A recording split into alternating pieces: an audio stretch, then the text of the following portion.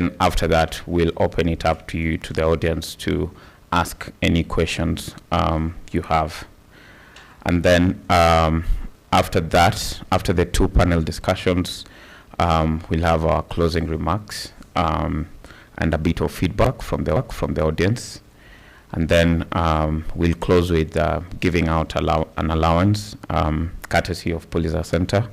And then we'll have a group photo at behind the building, straight from where I'm standing. And then we'll close the event at 12.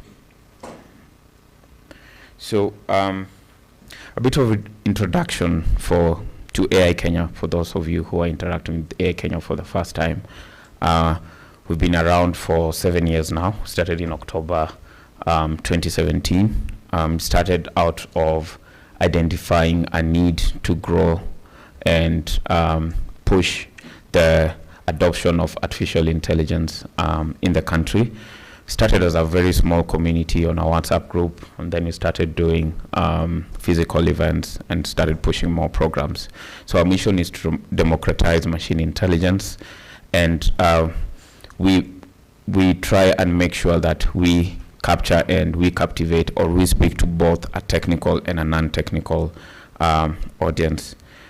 And we have different programs that we've been running through the year. If you scan this QR code, it will take you to our Linktree page, which has our WhatsApp group. It has our Meetup page, our YouTube page, and our website, among other sites. So as I mentioned, we do different programs, from technical training workshops to non-technical advocacy and discussion programs like what we're having today. We try to include everyone in the conversation around artificial intelligence. Today's town hall is actually the second town hall that we are holding this year.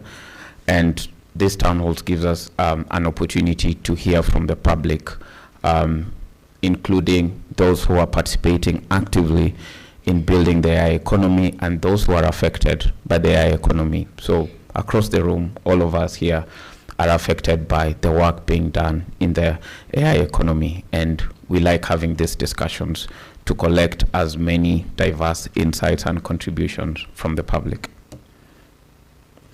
Today's event is targeted towards raising awareness and improving the working situation of data workers. We have previously held a similar event, although it was a public screening, documentary, and followed by a panel session and an interactive Q&A. One of our panelists here today, Mercy, was part of that panel, and it's actually good to see her, that she's back, and we are continuing that particular discussion.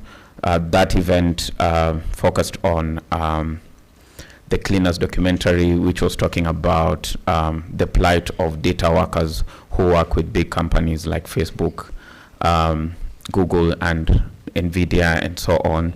And it shows what they have to encounter as they label and moderate data.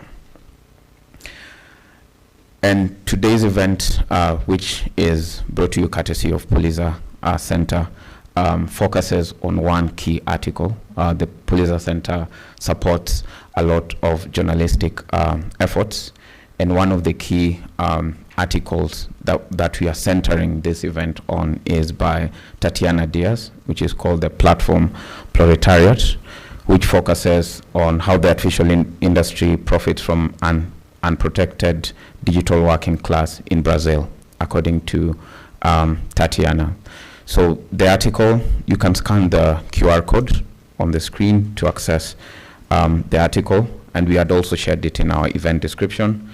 It focuses on the experiences of data workers from companies like Appen, OneFormer, and TELUS.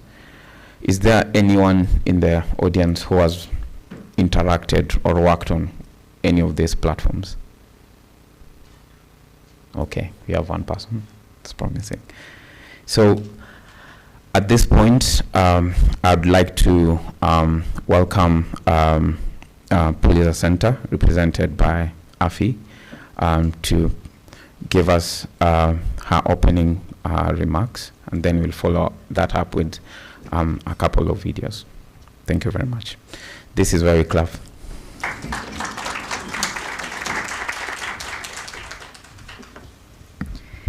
Thank you so much, Alfred, for the introduction. My name is Afi Malungu.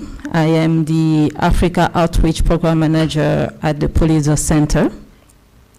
And I'm going to talk to you a little bit about the Pulitzer Center. But first of all, I would like Alfred to launch the video about our work.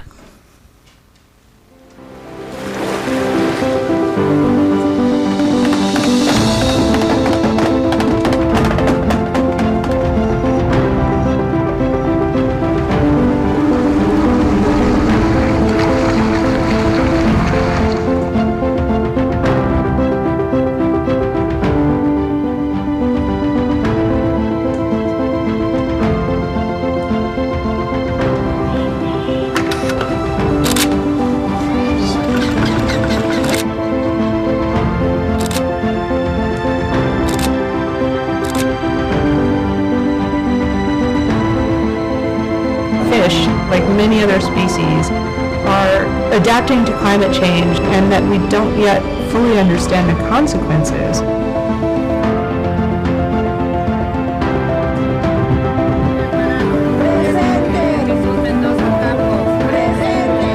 Knowing that it is important to tell stories that mean something, you show why you care and why we should as well.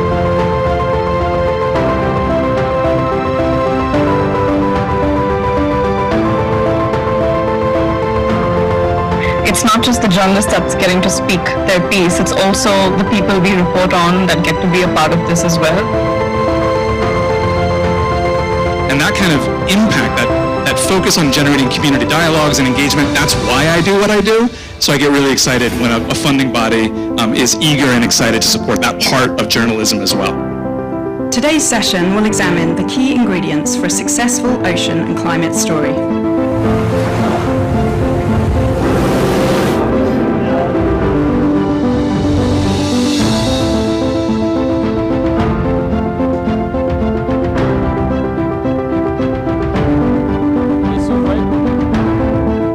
That already there are changes which cannot be reversed, and therefore there has to be adaptation.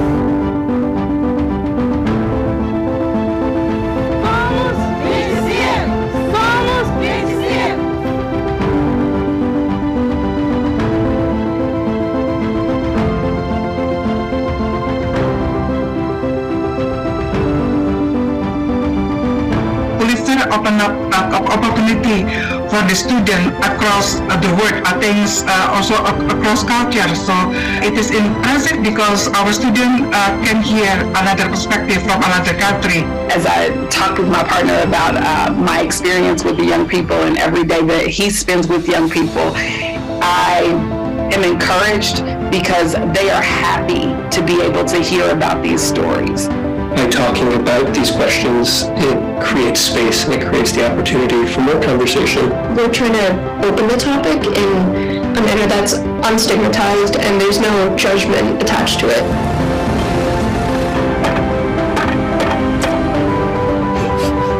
Stories, original, compelling journalism of the highest quality, are at the heart of what we do.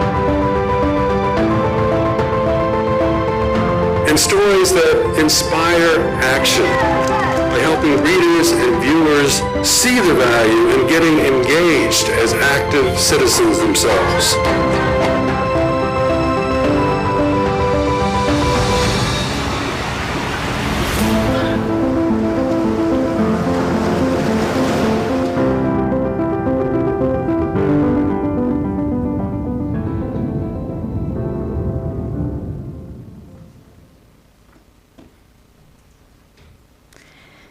Technology has this aura of infallibility to it.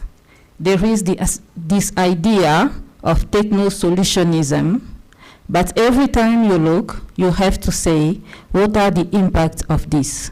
This is a quote by one of the Pulitzer Center journalist grantee, John Cavanaugh Simpson.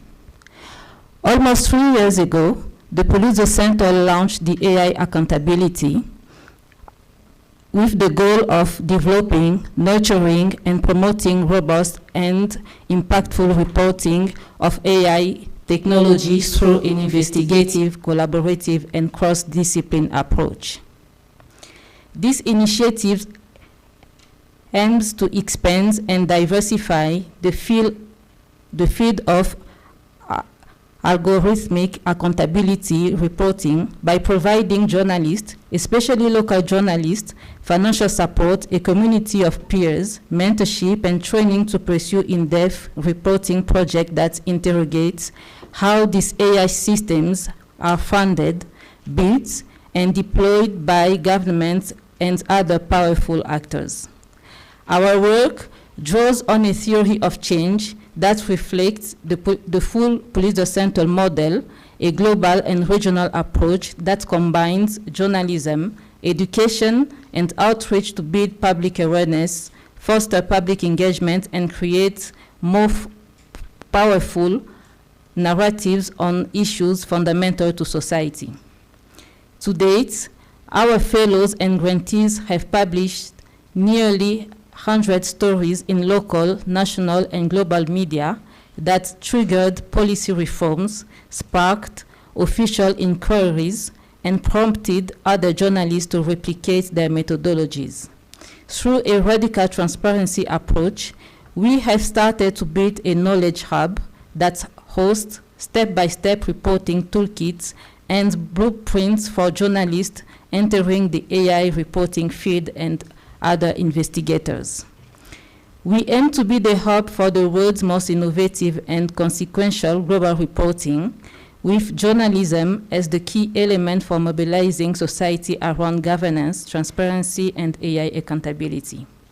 Our engagement programs is crucial to our work at the Pulitzer Center because they rely solely on media outlets to achieve impact in the current media landscape. Our audience-centered approach acknowledges that people from different parts of the world with different life realities and experiences have different levels of knowledge and engagement on the topic and require different approaches to feel mobilized to act. We aim now to serve a venue for the exchange of ideas and qualitative discussion, allowing journalists, academics, and members of civil society to learn from each other in the AI discussions.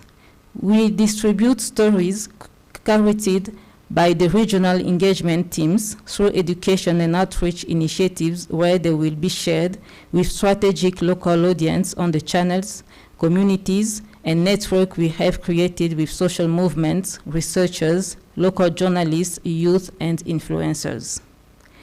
Our overarching vision is to facilitate a dynamic, multi-stakeholder network. This initiative brings together specialists, leaders, students, teachers, youth, influencers, and other significant stakeholders globally. Their active involvement in educational programs, digital campaigns, and discussion will build a more informed public discourse and engage civil society, promotes more accountability in AI governance. This year, our first attempts to address AI accountability issues in the 3 IO regions through the efforts of our regional managers. One of the issues we would like to raise is AI and labor. Our initial step is to delve into this matter in Africa and involves engaging in critical conversations on AI with tech-savvy groups. One of the challenges we face in reaching impacted groups such as labor unions is the information gap. For instance, Kenya is the African country with the best internet connectivity in the whole of Africa and is a fertile ground for recruiting workers to develop the tools and databases that feed artificial intelligence.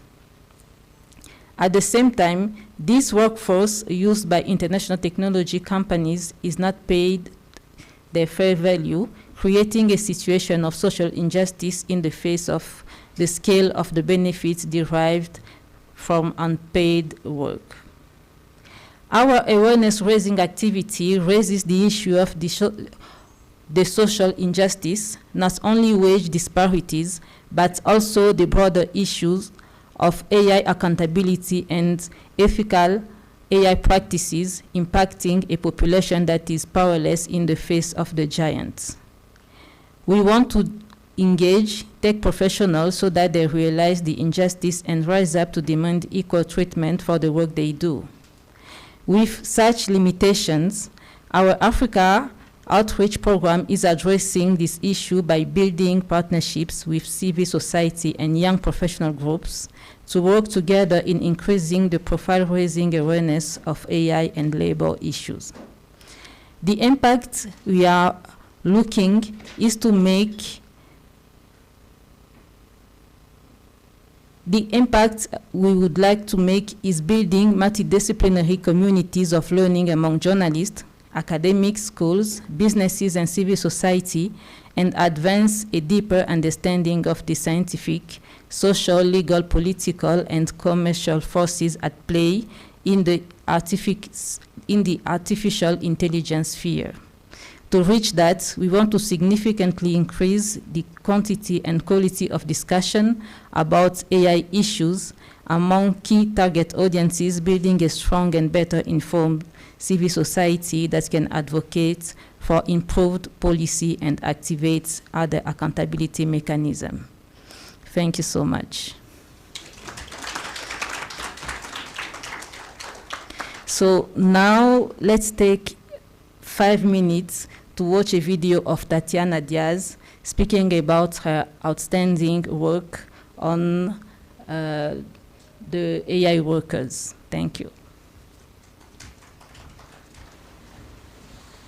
Hello, my name is Tatiana Diaz. I'm a Brazilian journalist and also fellow in Pulitzer Center's AI Accountability Network.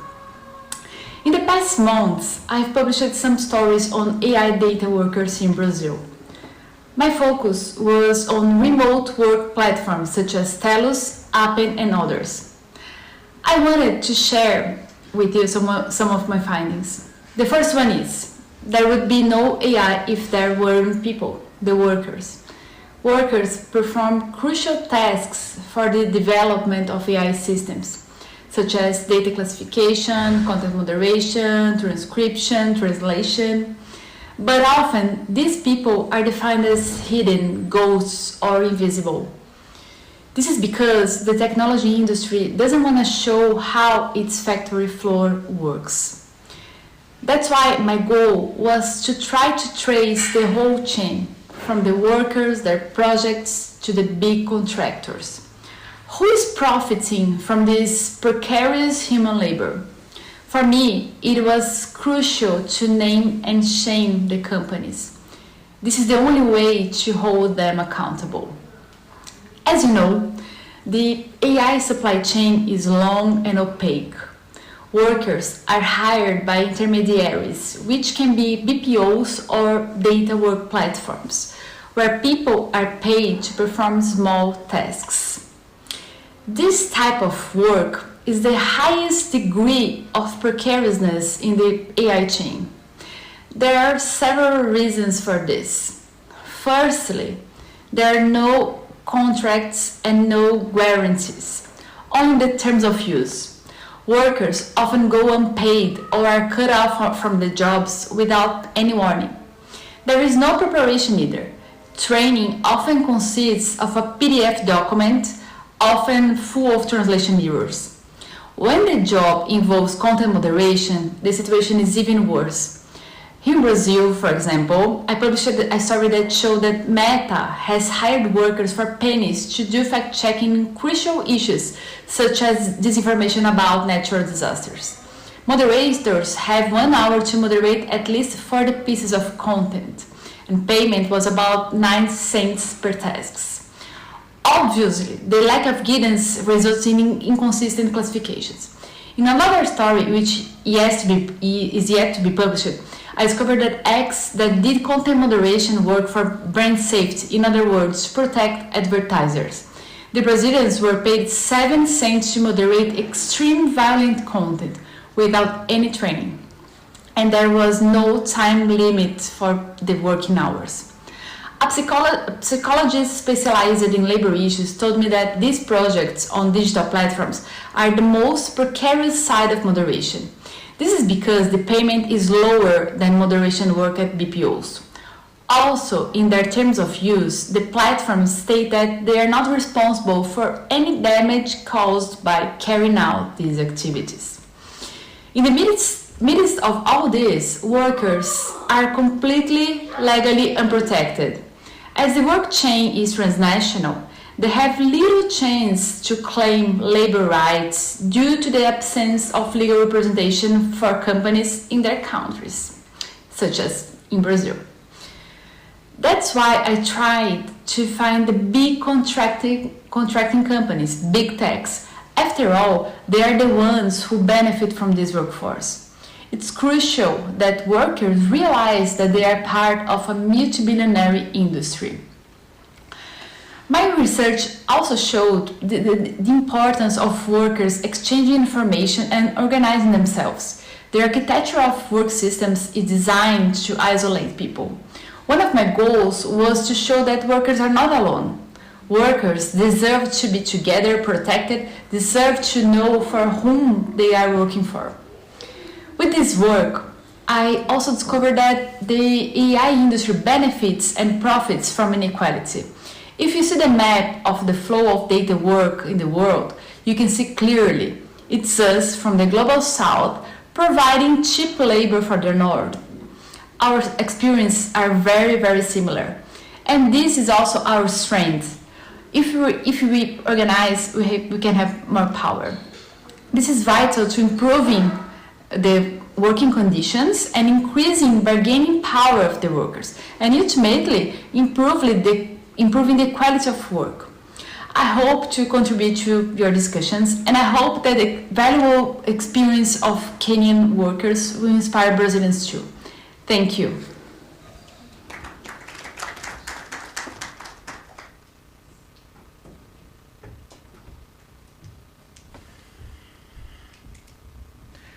Yes, so we want to move forward to the first panel session. We have an online platform for our questions in case you don't want to speak here, or also for our online audience. You can go to slido.com or scan the QR code on screen and use the code 9304951, and you can share any comments or questions that you have. Again, in case you are not okay with photography and videography, we have a section at the end where you can sit. So I'd like to welcome Peter Mwangangi, who will be our moderator for today. So again, this is very clear. Thank you.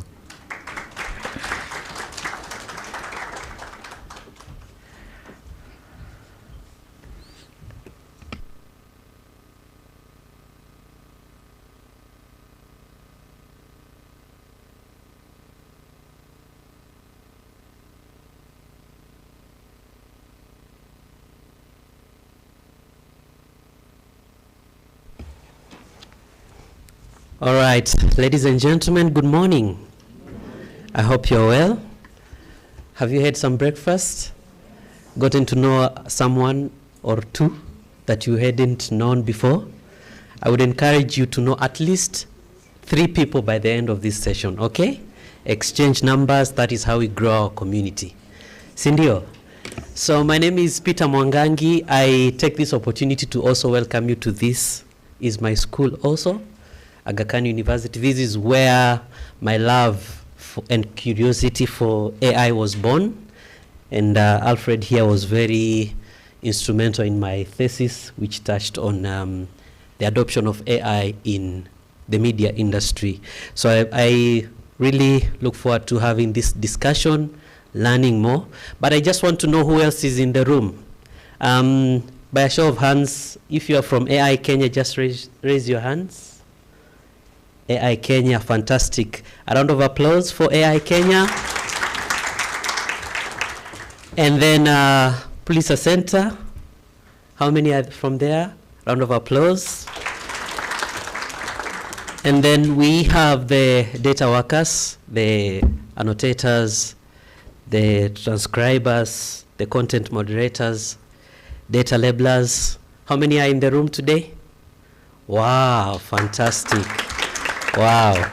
Let me also see if you're from the tech industry, you haven't really gotten into AI, but you're here to learn. Can I see by a show of hands? Wow, fantastic. I don't know who else I might have left out. You're just here because you're curious about AI, apart from the panelists. Of course.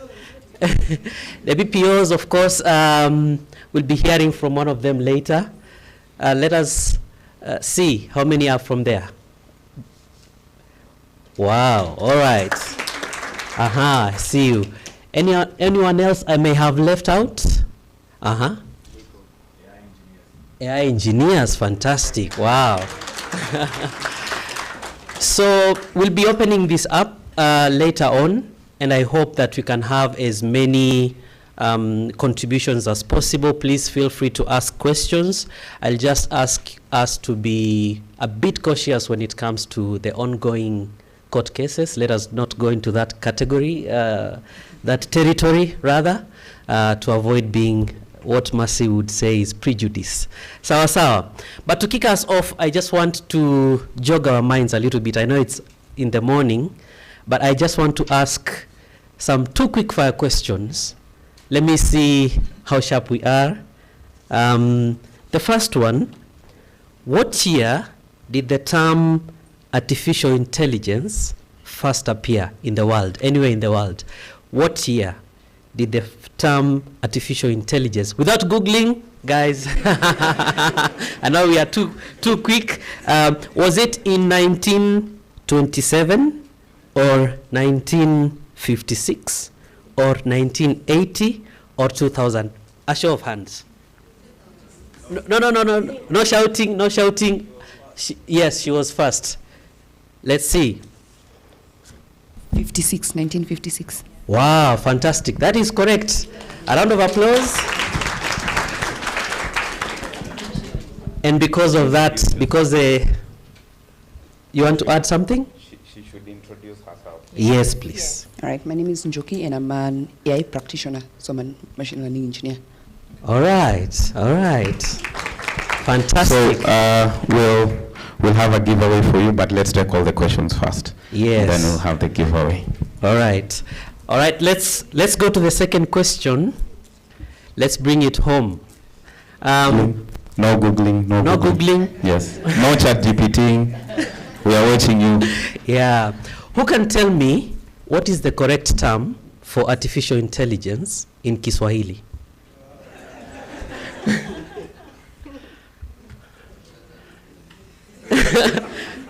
Just try, it's fine. Artificial intelligence in Kiswahili. Raise your hand if you have the answer. There's a giveaway for this one as well. Wow. No one knows. Wow. All right. I think we have a lot. You want to give it a shot? Just wait for the microphone. Yeah, it's fine. It's all right. Just introduce yourself. My name is Letitia. I think inamaanisha ni It's fine. I had it, it's gone now. No. It's all right. Can I assist you? Yeah, but I think I had it, but it's going. Akili? Oh, yeah. Akili? Akili. It's her turn.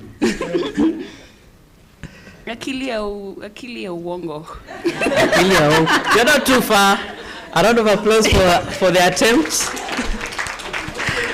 There's some two over there. Let's see if you get this one.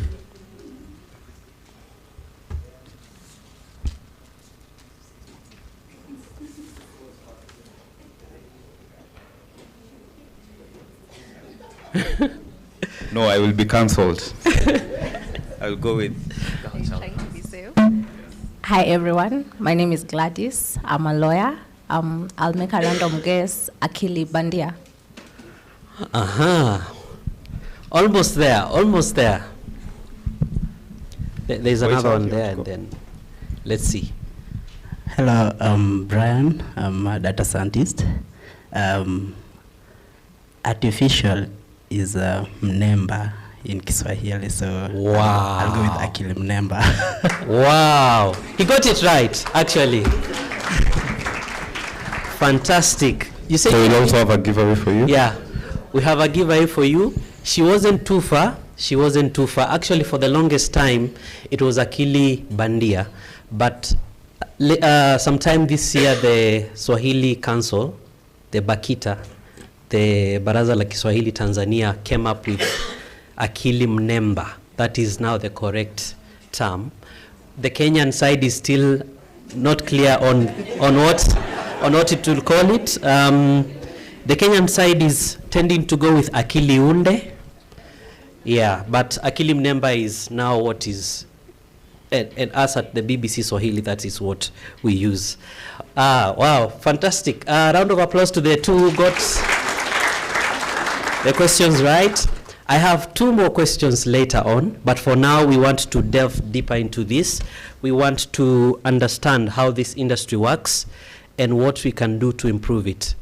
We've seen in the recent past the Global South being a center for much of the data workers' work. So I just want to invite the panelists now on stage.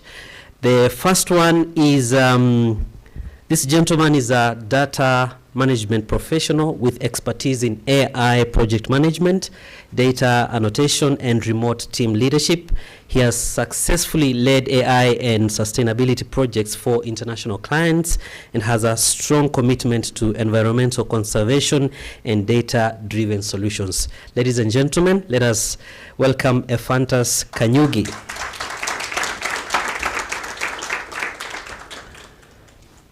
You can just come here. And then we will have this next panelist is the managing partner at Nzili and Sumbi Advocates. She was featured as one of the top 40 under 40 women in Kenya and honored by the Time magazine as one of the top 100 next emerging leaders.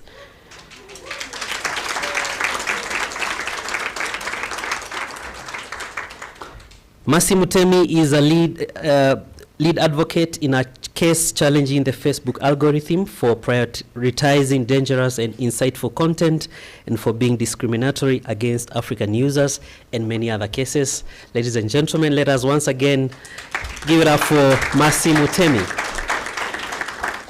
But to start us off, Ephantus has some opening remarks, brief remarks, and then Mercy, and then we'll get into the questions.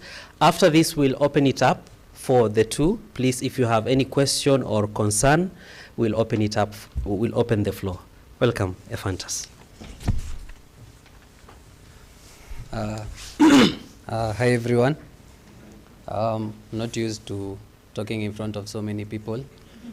I'm used to just talking to my imaginary cat called Chuckles because he likes to laugh, but I'll try my best. So my name is Ephantus Kanyugi. I am a programs manager at Data Labelers Kenya. I have been working in data labeling since 2018. I've worked with several companies. I've also done freelance. And yeah, I wrote my speech so that I don't forget. So,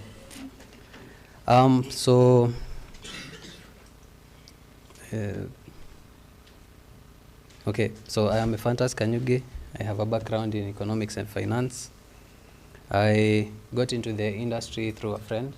I knew about AI, but had never really known about data labeling and data annotation. So a friend referred me to the company, did a few assessments, and thankfully qualified. It's been a journey. We've worked in so many projects. We've worked with so many different companies. Have done a myriad of projects. You know, they range from everywhere from manufacturing industry, where we made the have you ever seen the vacuum, self-vacuuming robots? We've done the self-driving cars. We've moved to medical field where we have helped with, X-rays detection using AI. The scope is very large, and it's been some interesting work.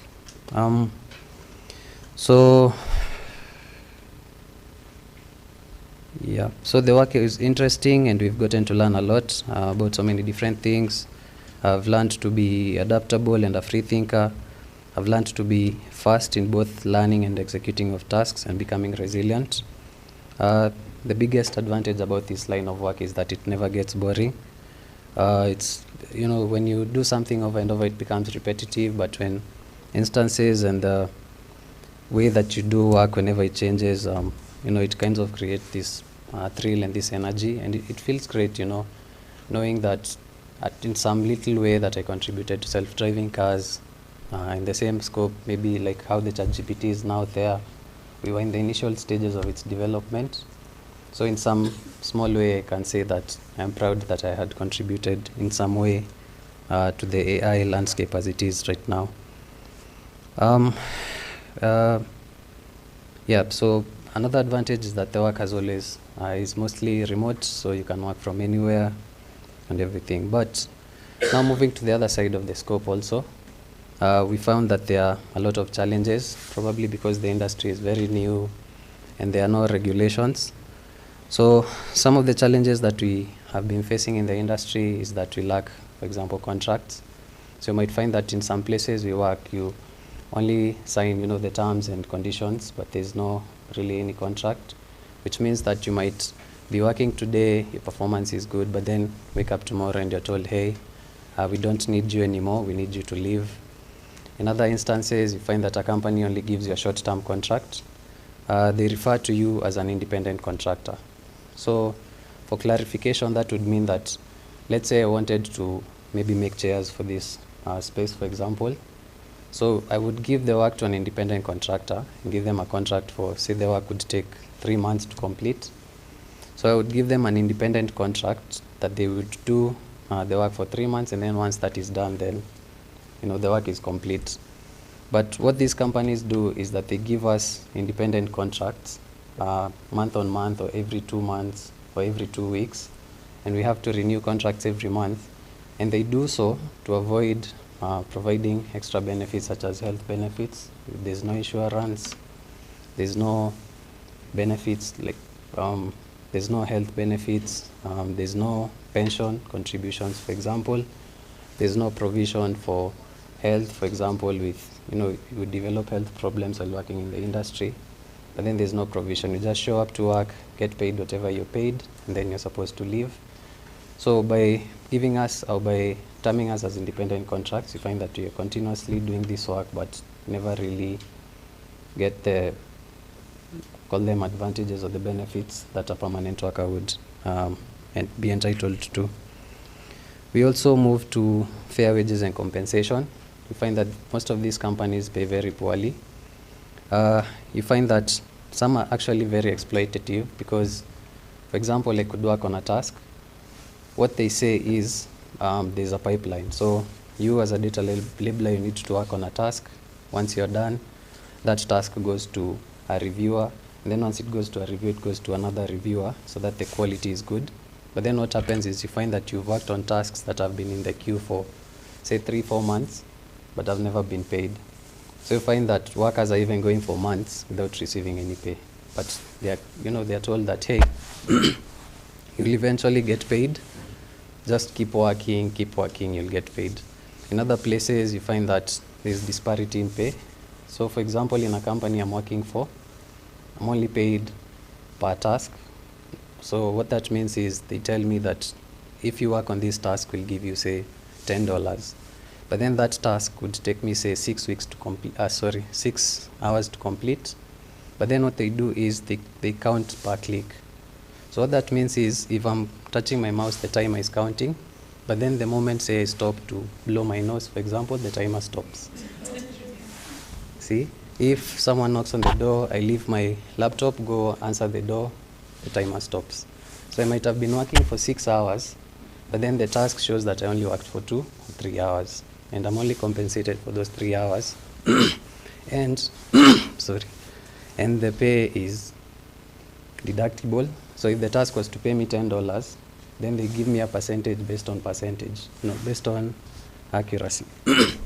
So what that means is if I did the task, got an 80%, which would be an A, I would only get 80% of the $10. See, then you find that maybe in another region, say the same work, the exact same work, the same process, the same, everything is the same, but in a different country like the Philippines, and like for the Philippines, they usually get paid $15 to $20 per hour, but us we get paid per task. In the United States, the same work, they actually get paid up to $40 to $60 for the same amount of work. And then now, because there's no pay, because of the process of review, so you find that a worker could have worked for a whole month, but only get paid, say, 5,000 shillings. But also, for me to be able to work on this project, I need first to be competent in terms of computer skills. I need to have a high-end laptop. I need to have a working space, and I also need internet. So you can see for 5,000 shillings a whole month, that amount wouldn't even cover my rent. So it's a process where you move from one company to another, just trying to find a better place. And what keeps the companies running is that they continuously recruit. So if I worked for the company for a month, so that it wasn't a fit for me, I moved to another one, what they do is they'll recruit someone else. So their processes are still moving, but then they never ever pay. See, so yeah, that's in terms of pay. Then next you find that also because of pay, you find that, for example, if I'm only paid, so I worked for 6 hours, only get paid say $5, so you find that you're always committed to working. You have to work maybe 18 hours or 16 hours just to make a decent income. So, and by decent, it's not something sustainable. It's something that will pay your rent, pay for your basic expenses, but you'll never make enough to, take a vacation. You can't take your family out on the weekends. You don't have enough. Some of the work is very taxing, but you don't even have the space to be able to pay for, say, a psychologist, for example. So you find that you're just there, it's like hand to mouth. The next issue is that there are very poor communication channels. So say I was working on a task, and then there was an issue with the task. The moment I file a ticket, someone reaches out to me. They're like, hey, what's the issue? They try to resolve it, you're in conversation. But then the moment there's an issue with payments, for example, no one ever gets back. And what they do is they let you work for a whole, they usually pay either weekly, bi-weekly, or monthly. But you find that they let you work until you get to payday. And then when it's payday, they now close your account, and then they tell you that you violated a policy that you don't even know. You see, like there was an instance where people actually worked. There was an influx of tasks, for example, and then they gave us pay for similar to the United States. So it's like, hey, there's work, it's $40 per hour, get into the platform and work. Me, here it's $40 an hour. My small bed sitter, we are 5 of us, we are sleeping in shifts of 2 hours, so it's like you work, all you 4 work, me I'm sleeping for 2 hours. After 2 hours it's done, wake the other person up, continue. So in a period of 2 weeks, you've like worked, you even haven't left the house. You've made like $5,000, that's like good money. Gets to payday, and then they're like, hey, sorry, but you violated a policy. See, they close your account, you try following up, there's no channel anywhere. You know the message that says do not reply, because this is an automated message. You can't really get, you can't reach out to anyone. It's gone. So, hey, it's up to you. There's still $40 work. If you want to open another account, well and good. You try and see, maybe if you'll be fortunate the next pay period, and see if you'll get. And because it's the promise of money, you find that someone lost an account, but they would still get on the platform and still work again. So it's very, very exploitative. And there's not really anywhere you can go to follow up with these kinds of issues. Yeah, so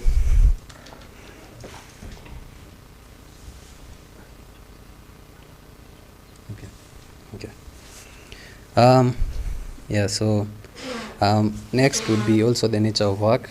So in terms of the type of work that we do, you find that for the most part what I mentioned was great, but we also work on very graphic projects. Like we do projects where you're given dead bodies, for example, to annotate. We are given pornographic content. And it's a matter of, hey, this is the work that we have for you. Will you do it or will you leave the company? So you don't have room to negotiate. It's either you do or you leave. So you find yourself in a position in a catch-22, hey, doesn't feel morally right to do this work, but if I don't, I don't get fed. I don't feed my family, so what do? You know? So you just get to work. The other one is health issues. I believe if anyone sat at a computer for 18 hours, of course back pains would be something that is obvious. You find that most people now working in the data labeling industry, they wear glasses because now you're constantly on a screen. And then you find that also it affects you mentally because you spending time on the laptop, you're barely talking to anyone, you have a family but can't spend time with them because you're busy working. You're working on graphic content but there's no facilitation for, say, mental health, property. It's just get in, do this work, then leave at your own peril. There's no control for that kind of thing. And yeah, so yeah, and then also another big issue is that because most of the workers we don't understand the landscape properly, we find that you're also used as data subjects. So they put software to track what you're doing on your laptop, and it's required. Hey, we want to keep this tracker. We need to know exactly what you're doing. We need to see exactly what you're doing. So you can find that they extract information from you, and then they also use the workers as data subjects. And it's like, hey, would you do this for us? And you're like, yes. You don't really know what's going on. Yeah. So those are some of the issues that we've faced. Those are some of the challenges that we've been experiencing in the space. We had a benchmark with a group from Germany who also are facing the same issues, but at least they were able to create provisions that allowed them to, work through some of the things. So some of the things that we would like to see, we would like to be in a space where there's no discrimination. Hey, if you're paying someone in the Philippines $15, fine, their GDP might be higher, their way of life might be higher, but don't pay me $5 for 6 hours. Pay me at least $10 or $5 an hour. We would like to have the freedom of assembly so we can meet up. We assigned NDA. We sign NDAs, so can't really speak about anything. And if you do, you're risking getting sued. Employers must provide clear and transparent terms and conditions. It's not, hey, you've lost your account because you went against a policy that you don't even state what the policy is. And then we also want tech companies to be accountable for the safety of the workers. If I'm working on graphic content, it's fine, give me the option to work on it, but then also provide mitigation for the effects that might come from seeing all this content. Imagine working on pornographic or dead bodies for 18 hours a day for a whole month. It affects you mentally. So, and then you also get proper compensation. So if I'm pulling 18 hours, it's what you want, then pay me for overtime. Yeah. Then proper mental health care, I believe we stated that, and then the recognition of data workers as a legit occupation. I've worked in the industry for 6 years or more, but I don't really know where I can take my skills other than to another data labeling company. Yeah, so with that, thank you for your time and for listening to me. I hope I wasn't too boring. People didn't sleep. Yeah, thank you so much, and appreciate your time. Thank you, Ephantus. I think he has set the stage for our discussion today. We sort of have a picture of what we are up against. I want to invite Mercy to come and look at the law side of things. I would urge panelists to keep it quite short so that we open it up for the rest. I know there are some people burning with questions, concerns. So, karibu Mercy. A round of applause for Mercy. Hello, everyone. Wow. First of all, good to see many of you who I represent in a different capacity. I realized you were scared to even mention there's a lawsuit. Don't worry, we shall not talk about the lawsuit. Even if it still exists and there are issues there that are very related to what we're discussing here, but that's not why we are here today.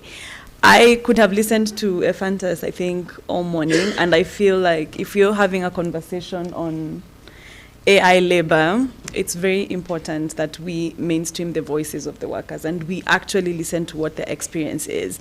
Because what we risk is solving a problem that doesn't exist while making the current problems continue to entrench. So I'm very much happy to listen to what the workers are saying and to what they're saying are the challenges in this field, because it doesn't matter what my voice is as a lawyer who has interacted with the workers or what the tech companies say or what the government say. At the end of the day, if we're not doing things that are responding to the problems, then we're really missing the mark.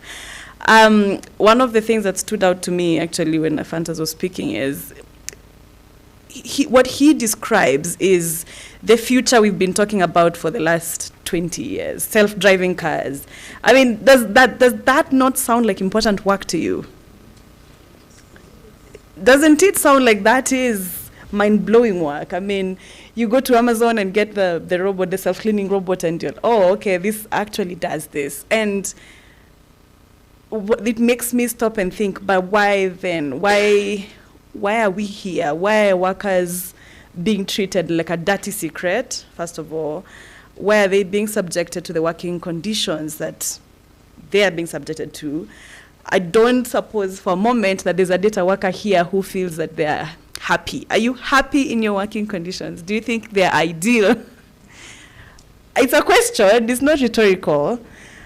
Are you happy? Don't be afraid of your employers, even if they're here. This is a safe space. It's a safe space. I mean, if the answer is yes, then we really don't need to have this conversation. Yeah, if the working conditions are ideal and you feel like the work is being done fairly, then I mean, the answer is very short. There's nothing that needs to be done. But I think we need to be very frank about what's currently happening.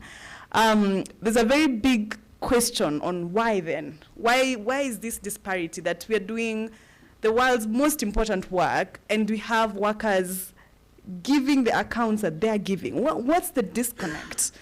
Who is to blame for this? If we were to plug a legal solution, at what point would it be plugged? I think to the issue of contracts and how this work has really evolved. Traditionally, if I wanted to work at Coca-Cola or if I wanted to work even for the government, I would need to physically move where that company is, sign a contract with them. The law fully protected me. I mean, if I'm a government employee, you can't even fire me if I don't show up for work. Like, I'm very well protected.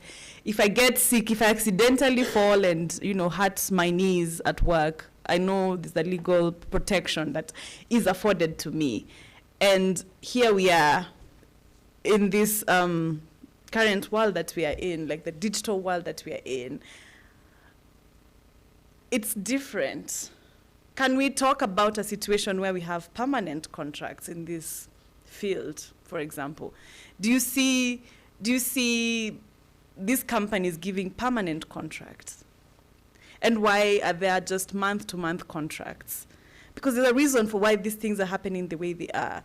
And that's my first reflection, I think, is to take a step back, to really zoom out and understand what's happening in this field and really diagnose what the problem is so we can begin to see what areas we can cause change in.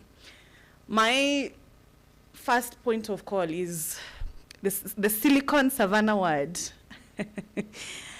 It's not my favorite word in the dictionary, to be honest. I do not like it. I do not think we fashion our tech after Silicon Valley, but that is the branding that Kenya has put forward, that we want to be a Silicon Savannah. And when you listen to the government, day in, day out, there's this push for online jobs. They have very many titles: online jobs, tech jobs, digital work, remote work, unafinya computer, dola inatokea.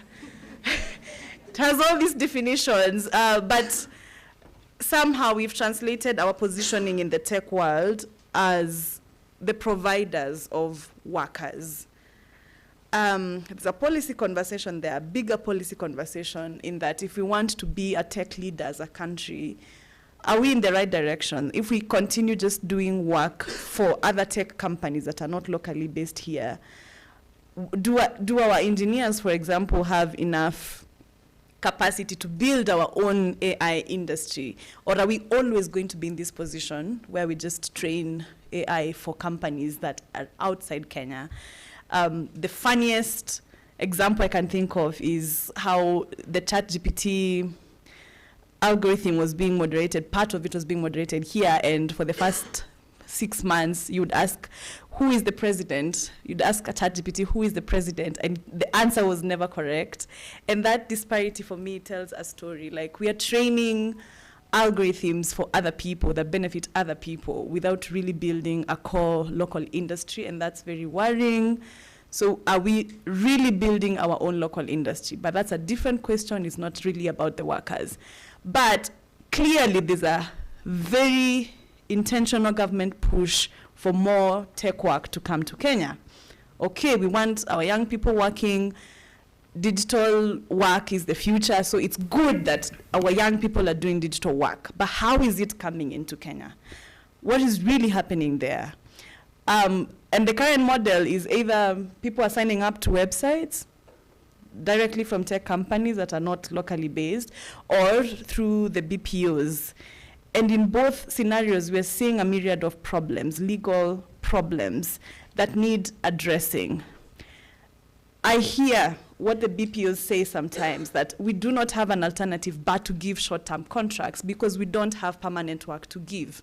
So if I don't have permanent work, how will I give you a permanent contract? So we do need to think about that. And then if that is the reality of how AI work is to be done, how do you protect the workers then? Because they're telling you, you're giving me harmful work for 1 month period. I have mental health consequences for doing that work.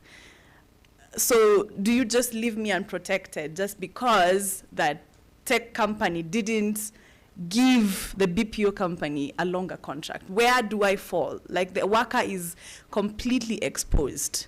For the tech worker, it's also different in that their needs are different. They want to do a lot of work by spending minimum amount of capital on it, because it's a competitive field as well. So how do you reconcile those two? That one is intentionally exploitative because of capitalism, another one is trying to survive in a cutthroat field and making sure that, okay, we will always have these jobs. We have to quote the lowest, we have to promise them the unachievable, that we can get workers to do maximum amount of work for very cheap.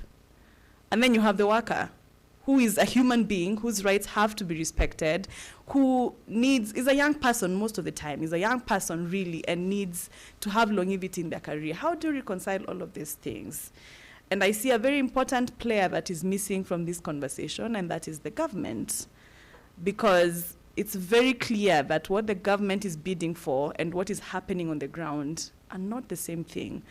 The government isn't quite clear on exactly what is happening, so there isn't a proper response on policy change, on legislative change, on how to protect workers. Yes, the field is different, the model is different. We could spend all day long saying, yes, you should make us sign permanent contracts, to which the BPOs will tell you, okay, then I'll shut down because I can't give you permanent contracts, I don't have permanent work.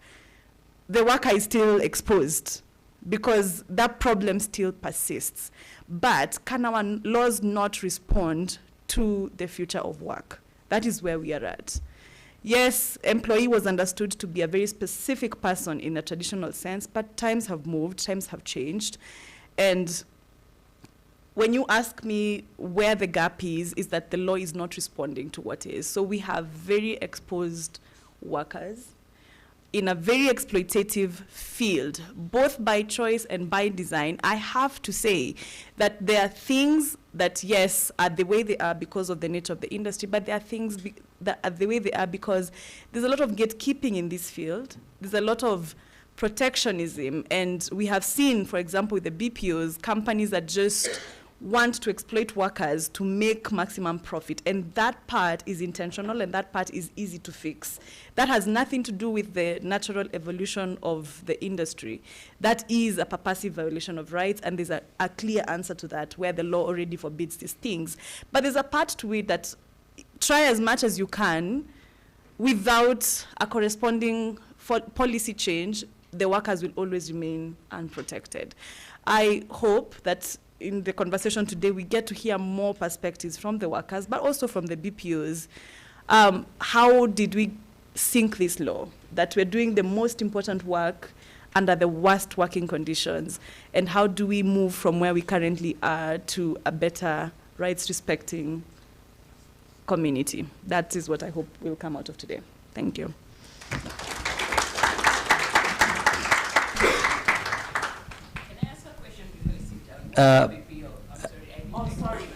I just assumed that everybody in the room understood things.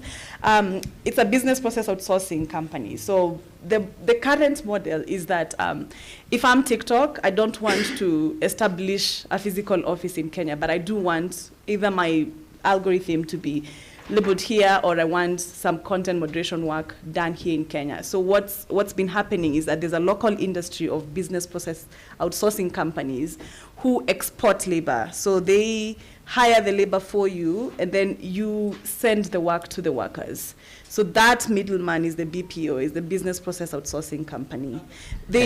And we'll have a bit of an explanation from the representatives of BPO. He'll explain to us how that works. Yeah. So thank you. Thank you, Mercy. Have a seat. I have a question for each one of you, briefly, and then we'll open it up now. I know some of you are burning with questions or comments. For Ephantus, I just want to know, you've explained to us what the work entails. I just want to understand the emotional strain. For you specifically, what content did you have to look at, and at what point did you realize that perhaps this is not right, and what did you do? Did you receive any support? So it could get a bit graphic. But I actually worked on a project where it was pornographic content. You're given 6 seconds videos, and then you have to come up with 40 to 50 tags. So what that means is I need to sit with this video, watch it and watch it again, and try to think about what would someone search to find this video. See, so I'm there just, what is the color of this person's hair? What are body parts that someone would search for, positions, And you find that it's not the regular kissing. It's like graphic. You're given even like she-males. You're looking at, weird things, people having sex with animals.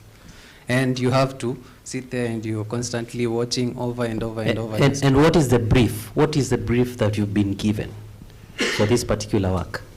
How do you mean? What are you trying to do when you are looking at, So it's like trying to make it more, let's call it SEO friendly. So it's more of how do I make this video more visible when people search for this kind of content. Visible or invisible? Visible. Visible. Okay. Yeah, it's like it's like sit with this video and then try to think of what would someone be searching for so that they can come across this video. So you just look at very many things. It's like, hey, there's a horse, there's a she-male, there's this, all this graphic stuff. Another example would be videos of dead bodies. So it's like it's like postmortems. They're trying to develop AI for postmortems. So it's like you're annotating. So they have like classifications. It's like it's either a stab wound, it's a blunt trauma, blunt force trauma. It's all these things. So it's more of you have to now annotate the specific parts that this person has gotten in. So if it's a stab wound, you need to zoom in, and then you need to trace out the wound itself. If it's someone's head has been bashed in, you need to zoom in, and then you try to annotate all that. It was very graphic. What does that do to you? Okay, so the funny side in terms of the pornographic content, it's like dating becomes a problem because I've seen Gmails and they're beautiful, so in the face, so you're not exactly sure, but it's very taxing, to be honest, because it's like you see things that you normally wouldn't see.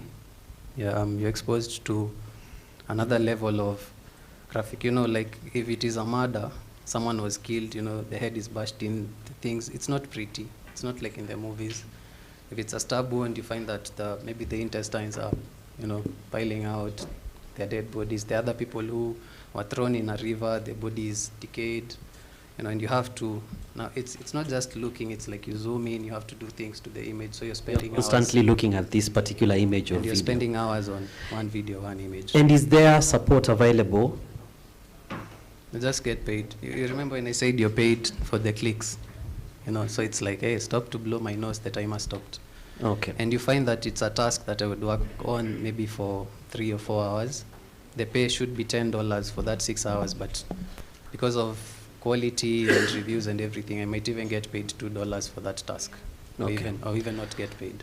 Okay, I just want to come to Mercy.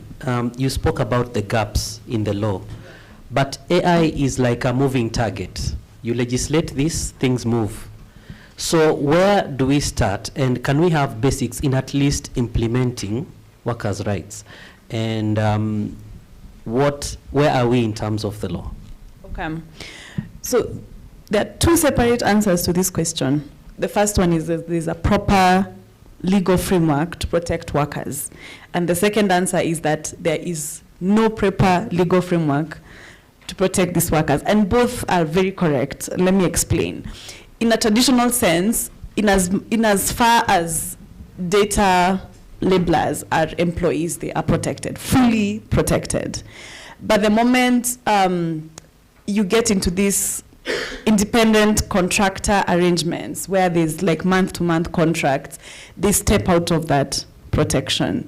So the legal framework is there, but it only protects employees in the classic sense of employees.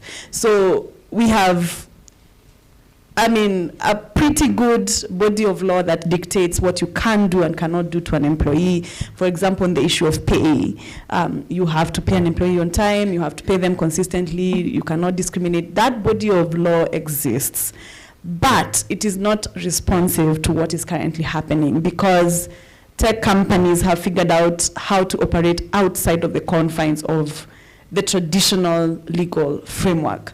So you're protected, but you're not inside the protection. So that's the gap. And the thing we are asking for is not for new legislation that is only focused on AI, because that would be stupid. By next year, the technology will have evolved again. A new way of doing things will have already changed.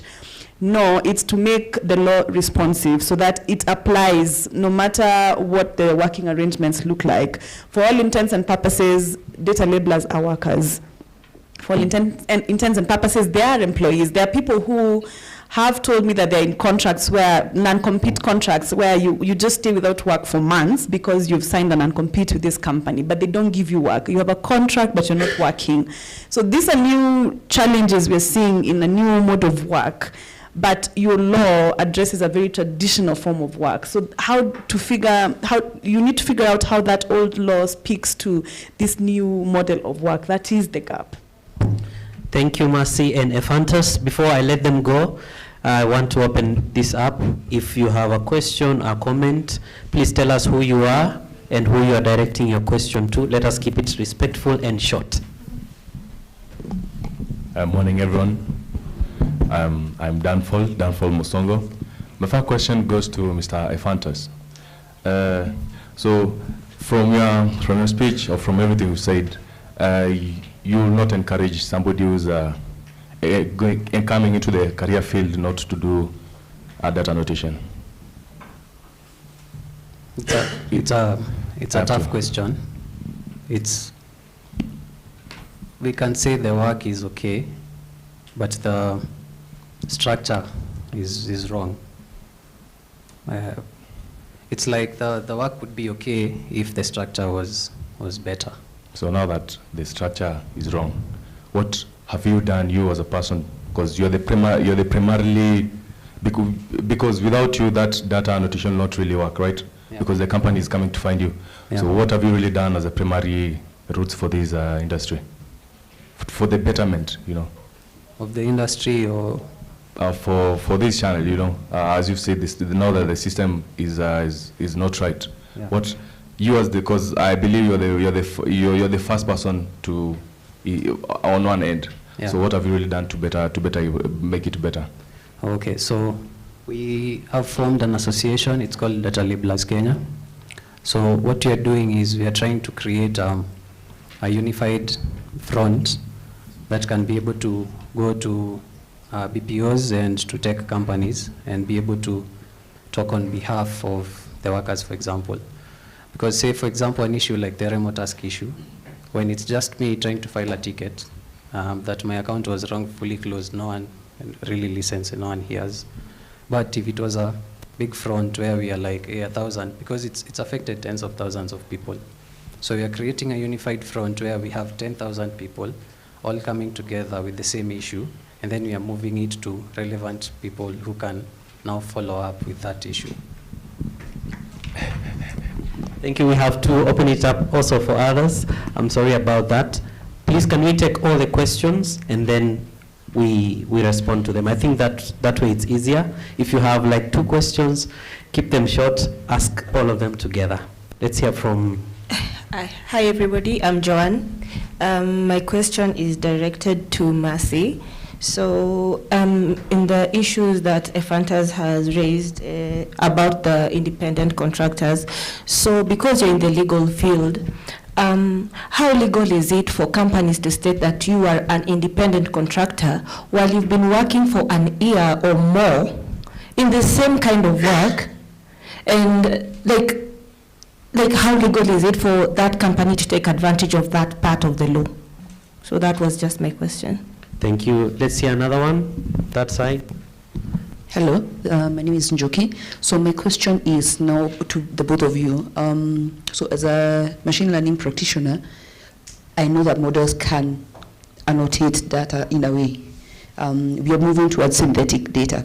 So now to the both of you, if like the structure changes to the human aspect is totally, okay, we can't totally eliminate it, but to the aspect that the human, if engineers rather work on models that are creating synthetic data, and then we get to a point whereby rather than having the BPOs, companies like let's say some Scale AI, we get to a point whereby we have legislation. That's the legal aspect. That is, as a country, as Africa, whereby now we are the ones forwarding. We have this is what we will provide. We'll provide the synthetic data. We need the legislation to protecting the people who will, now annotation won't be from scratch, it will be sort of like from the surface level. Will that work for the system as is? That's my question. Thank you. Let's hear from him at the back and then over here, and then close it. Good morning. I am Jatani, content moderator, one of Mercy's clients. And the issues that Ephantas has talked about, I can see that it's an issue that cuts across the board for all content moderators and data labelers and everything. My challenge to you, Ephantas, is you have Data Labelers Kenya. We have Content Moderators Union. If we are these big techs separately, of course, we won't be very powerful. We won't go to anywhere. So we should sit down and think of a way to combine our efforts so that we can do something greater than what. Fantastic. Let's hear it from that gentleman at the back and then here. Yeah, hi, my name is Ben. I think...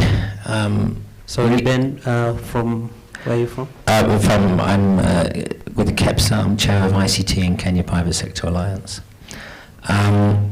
So we need to be realistic, right? Because we have maybe 25 million adults in Kenya and about 3 million formal jobs, about 1 million of those in public sector and 2 million in private sector. So there are 22 million people who are doing something, but they're not in formal jobs. You know, Ephantus, your story is very harrowing, but if we could easily bring a house girl, a makanga, a policeman, a teacher who'd come and tell us that you know, working conditions, either formally employed or informally employed in Kenya, are pretty bad. So I don't agree that when Mercy is saying this is the most important work. I think a nurse or a policeman or a house girl is doing more important work in Kenya than this. You know, these things are here and we're highlighting them, but why is this sector special, right? I mean, we have a lot of workers who are being treated badly and not having things, especially those that are being employed informally. So why is this sector special, right? Shouldn't we be talking about this at a wider perspective, right? Why this is a special case? Thank you. Let's hear it from the back, and then here, and then we have the responses. I hope you can remember there are a number of questions there. Good morning. Thank you, Mercy. Thank you, Ephantus, and thank you, Alfred, for this wonderful convening. I would like to pose a question to the room, and based on your reflection on Mercy's presentation, on the role of OCHA, occupational safety and hazard. You know, it's really well aligned with traditional work. When a house manager is hit or harmed in the household, she has recourse. It may be slow, it may be, you know, it may take 100 years. But when you look at this labeling work, even the OCHA, Ministry of Labour Communities, not well versed with some of the harms that Ephantus and the moderators are facing. So as a private sector with the ICT Alliance in Kenya and other folks in the room, what are you doing to ensure that OCHA is also reflected with some of these new ways of working? Thank you. Thank you, and final one from here. My name is Daudi. I run Mikakati. I was going to take the opportunity to ask 2 questions, but my good friend Ben has asked one for me. So I'll just stick to one question to Ephantus. History has taught us that waiting for the benevolence of employers to make conditions better for you doesn't really work. You come from a country with a long history of, you know, prominent trade unionists, Fred Kubia, Matkat Singh, Tom Boya. Are there any moves within the data worker industry to unionize or to work on collective bargaining so that you can, you know, have a stronger negotiating position? And if there are, can you update us on the status of that movement, whether it's been registered, how many members you are? Because if we wait for the employers, it may not happen, but collectively, it seems like you have a lot of bargaining power. Thank you. Great questions there. Ephantus, you want to take them all in one take, and then we hear from Mercy? 3 minutes each.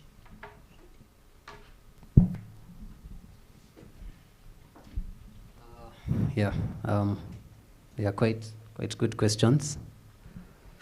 You asked about whether creating synthetic data would help with the issue that you're facing. So, working actively in the industry, this is something that has already started. So, AI has evolved. Now it comes up with data. What happens is that it's not very accurate. So the work is still there. So instead of annotating from scratch or doing the labeling from scratch, it's kind of you're given a rough transcript. Let's use transcription as an example. Before, if you were working in transcription, you would have to listen to audio and type from scratch. But I believe everyone has come across software that automatically, transcribes what you're saying, even as you're saying it. But what happens, it's not very accurate. So we find that the nature of the work has changed, but then the employers are still the same people. The challenges that are still in the industry are still the same. And now, because now they claim that it is less work, they actually use that as a point to exploit people, because it's like, hey, Before you used to do it from scratch, now you're just doing the review work, and review work is less, so we pay you less. So it's even getting worse as, you know, the landscape of the work evolves. I hope that answers your question. The next one was our efforts to combine with content moderators. We have met with the leaders and we are still discussing. We're trying to find a way that is amicable to all parties. So it is a conversation that is still ongoing. Yeah, you can just watch the space. Some things might happen soon. There was a question on why this sector is special. It is a very new sector that's just come up, and there are no, it's kind of the kind of work that doesn't fall within the parameters of our law. So there's no, if I'm exploited or if my account is closed, I can't go to the police, or there's really no place to go to. It's not like if a house help was assaulted, they can go to the police, get a police report, and follow-up might happen. But for us, it's more of, if this happens, then too bad for you. You just move on with your life. So it's an industry that is really growing because everything is moving towards AI and technology. So there's this huge need to create regulations for these big companies, because if they're allowed to run as they are, they become very exploitative, and the more they're allowed to run, the worse they get. So, yeah. And then the final question was on our efforts to create a united front. So we actually, us as data labelers, we went to the COTU offices. We met with Atuoli's, let's call him assistant. His name was Bruno. So we went there and we tried to communicate about our issues and challenges, but it's like trying to communicate Greek to someone who speaks Swahili. See, you're like there trying to talk about AI, someone has never even heard about it. You know, you're there trying to communicate that, hey, this is what these are the sorts of challenges we're trying to look into, but they don't really understand what you're trying to say. When you tell them that it's exploitative, they don't even know who's exploiting you. You know, when I tell them, hey, do a Google search, it's remote task, they don't even know how to type remote tasks. So it's a challenge, and we are trying to find the best way forward. You know, it's why we are not maybe out there too much. It's because we want to do it right. We tried forming a union, but then there are a lot of hurdles. We are considering an association or a BPO, but we're trying to weigh on which is the better solution that would have weight when trying to tackle some of these issues with some of the big tech companies. If we did it as an NGO, would it have the power to go to take a company like Remote Task, for example, to court? Understand? So we are trying to do these things. We are trying to do it the right way. So we are kind of taking as much information as we can and trying to make weighted decisions with help of parties like Mercy. Yeah, I hope that answers your question. Yeah, thank you. Thank you. Mercy? Okay. Quite a number of questions, so I'll go through them as quickly as I can. Joan, of course, the answer is it's illegal. You see, you can always pursue that angle if you want. There's a question about whether the shift in how the work is being done could help with the problem. I think the shift, and I agree with him, will only transform the problem into something else, as long as you don't solve what is at the core of it. At the end of the day, what we have is a government that's bargaining for more work in this structure. So these problems will continue as they are until we figure out what to do on that end, to where work is packaged better and there's care built into the work. That's not going to change, no matter what we do. Jotani, the issue of joining forces, I think it is very important, and I agree that traditionally workers have had the role to advocate for their own rights. I am very wary of placing the obligation for fighting for a fair work environment fully on the worker. I think there's a shared responsibility. The government has a role to play, the employer has a role to play, but also the workers have to speak up about what they're going through, especially because you are the guinea pigs here. You are the first to go through these things. So it's your job to, like you're saying, educate even the union officers. This is what we're talking about. And the government, you do need to explain to them what the problem is so that they can solve it. including the private sector. I think a lot of investment is being done in this field, but unless you are that person who is interacting with the workers one-on-one, you still don't quite understand what's happening. So that there's a lot of education that needs to go around, and that's wholly your role, and I agree on the responsibility to partner. But that is not just an employee's role. I need to make that very clear. Then I regret really like the comparison, or just like I'm assuming here that the house help was brought up being a very low level worker, and I really regret that example. But if we were to develop it, it's not true. There's a difference between bad actors and an industry that is unfair by design.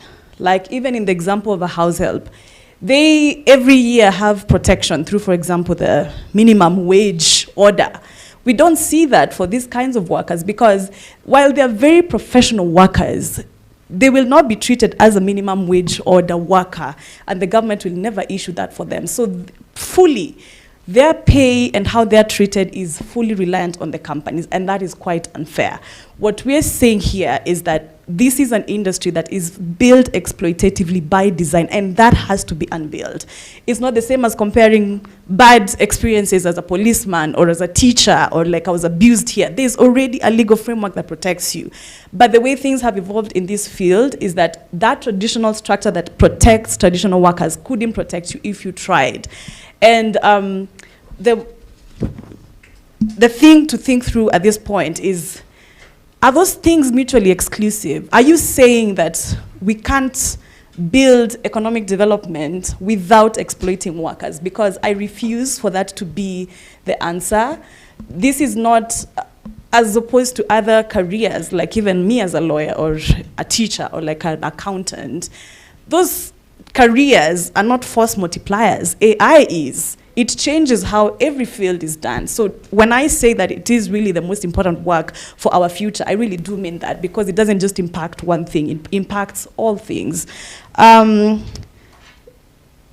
mean, the angle about unemployment, and this is Daudi, and like the issue of poverty, I just, as a person individually, refuse to believe that poverty and high unemployment levels must translate to exploitative labor. I believe we can achieve both at the same time, and I think it's our responsibility, our collective responsibility, to care for how workers are treated, because we are not even the ones who are benefiting from this work. The amount of profit, for example, the local players make is very minuscule when you compare it to what tech companies make in profit. So why can't we make that equation fairer, to where the workers are being treated fair, local companies are making a profit, but also big tech and other tech companies are taking accountability for what they benefit from? Thank you. Wow. A round of applause for Mercy and Ephantus. Feel free to... Did you enjoy that? We'll have more of them. I know the questions, I just cut them off, but I know there are still more questions for them. So we'll have them at the end of the town hall, if you still have a question for them. But right now I want us to switch gears a little bit. I promise that I have some more quizzes for us. I just want to jog our minds again a little bit before we invite the next panel.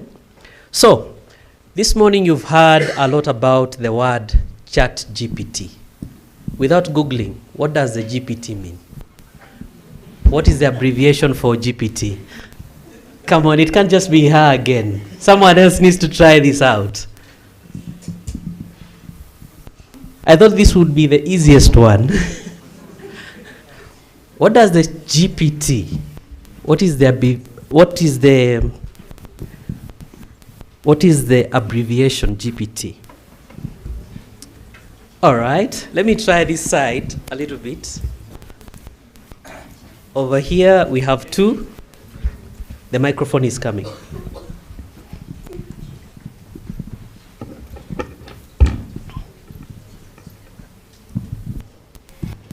Generative pretend transformer. Is he right? That is correct. A round of applause. Sir, before the microphone goes, tell us your name, what you do. I'm Philip Omondi. I'm a center manager for Digital Skills and Innovation Hub. Go on. Yeah, but I'm also a researcher in the area of ICT and, emerging technologies like AI. Thank you. Thank you. He's right. So we'll have a gift for you at the end of this. I have one more. Let's see how well we know this industry. One final one. Who can tell me? I'm sure all of us know Siri, right? Siri, right? We all know what Siri is. But who can tell me what popular AI technology powers Siri? Is it A, machine learning? Is it B, natural language processing, NLP? Is it C, computer vision? And is it D, deep learning? Did you get the question? All right, we haven't heard from her at the back. And then we'll hear from him. Yeah. Tell us who you are and your answer.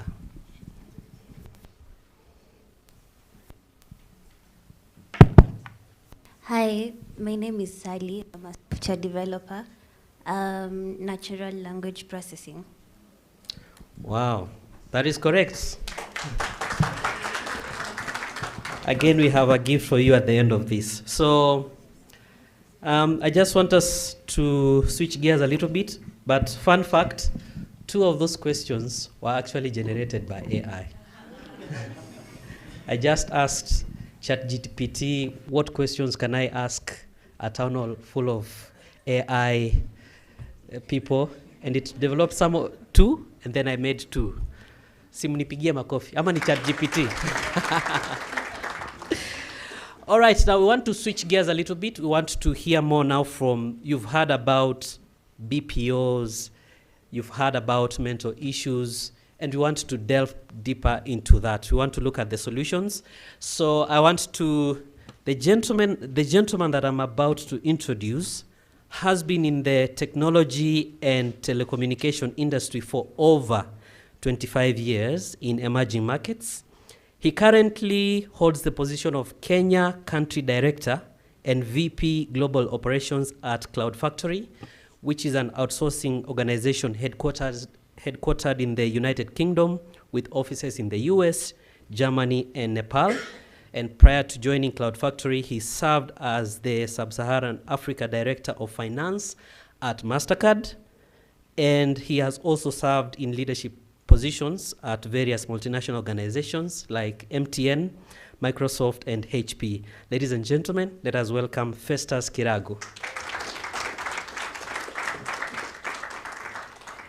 And next on stage, she is the head of corporate mental health and wellness programs at Chiromo Hospital Group. She has vast experience working as a counselor and clinical psychologist with a passion for peer and youth mentorship. She is a resource in the implementation of employee assistance programs for many organizations, and she holds a master's degree in counseling psychology, youth and adolescents from Catholic University of East Africa. Ladies and gentlemen, let us invite Victoria Rika to the stage. And as always, just brief remarks, about 3 minutes each. We'll start with Festus and then Victoria. Karibu.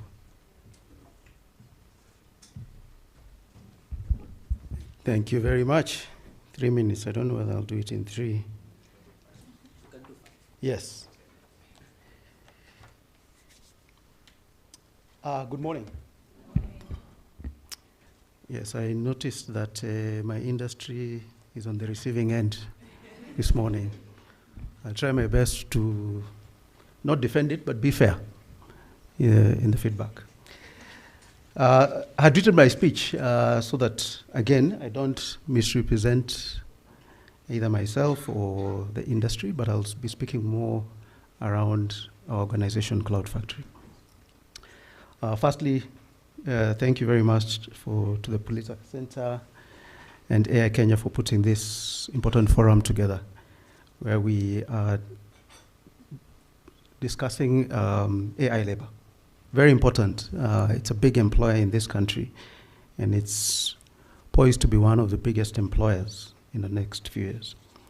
So who is Cloud Factory?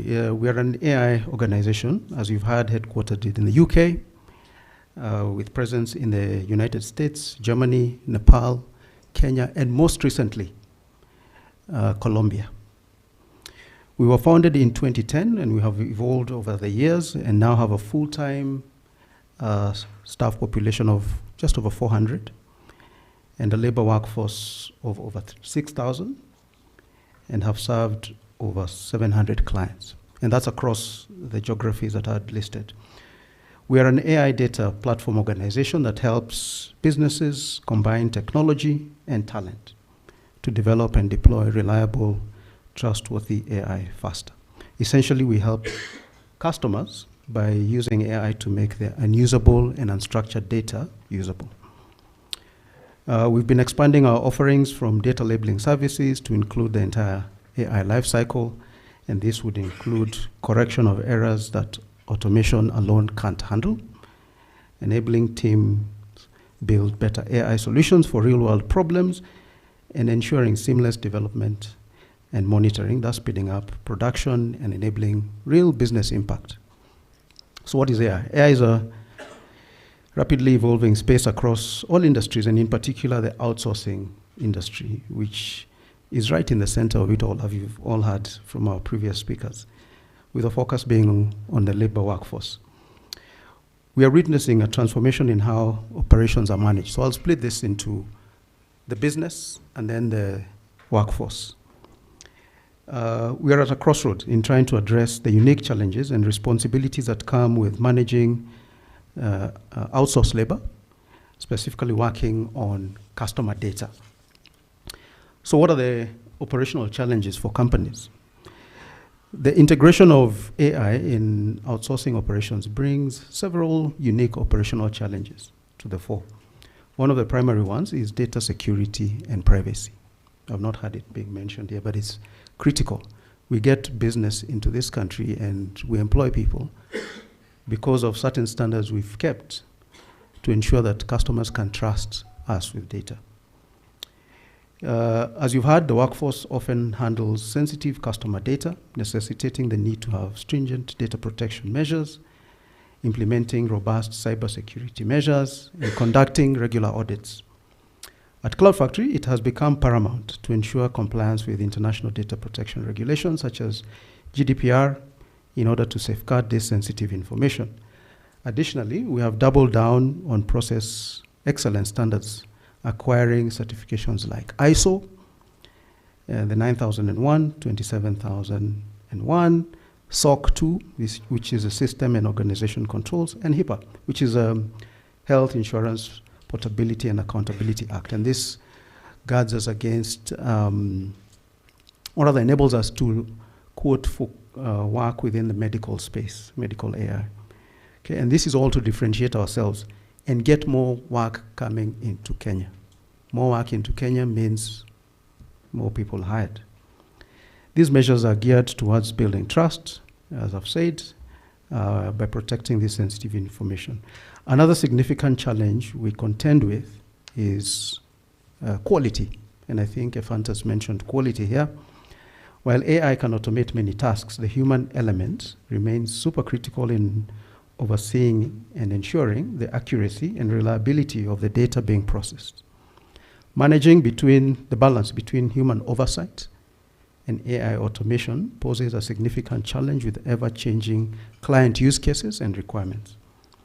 We default to having consistent and robust skills assessment to ensure quality assurance goals are maintained, all with the aim of overcoming hurdles such as turnaround time for time-sensitive projects and high accuracy metrics for those projects that demand it. Further, the rapid pace of technology advancements demands continuous upskilling of the workforce as customer demands continue to evolve. There is a huge need to ensure that the labor pool stays abreast with AI developments and tools, and this requires ongoing training and development programs to maintain efficiency and competitiveness. To achieve this, we rely on pre-training, where some of our clients provide us their material so that we're able to train people on the specific use cases that they'll be working on. And we have specific onboarding training for each client work stream. And we also encourage the workforce to remain curious and undertake self-learning on this ever-changing world of AI. So these efforts only enhance their performance, but also boost their job satisfaction and career growth prospects. I think Fantas mentioned, when you work on multiple things, you don't get bored. As some of our traditional work models are like. Ask an accountant, I'm one. Communication barriers is another challenge that we have to deal with. So with our teams largely working remotely, effective communication and collaboration can be hindered by various factors such as time zone differences, language barrier, and cultural differences. This necessitates the intentional and comprehensive communication strategies to be implemented to bridge these gaps.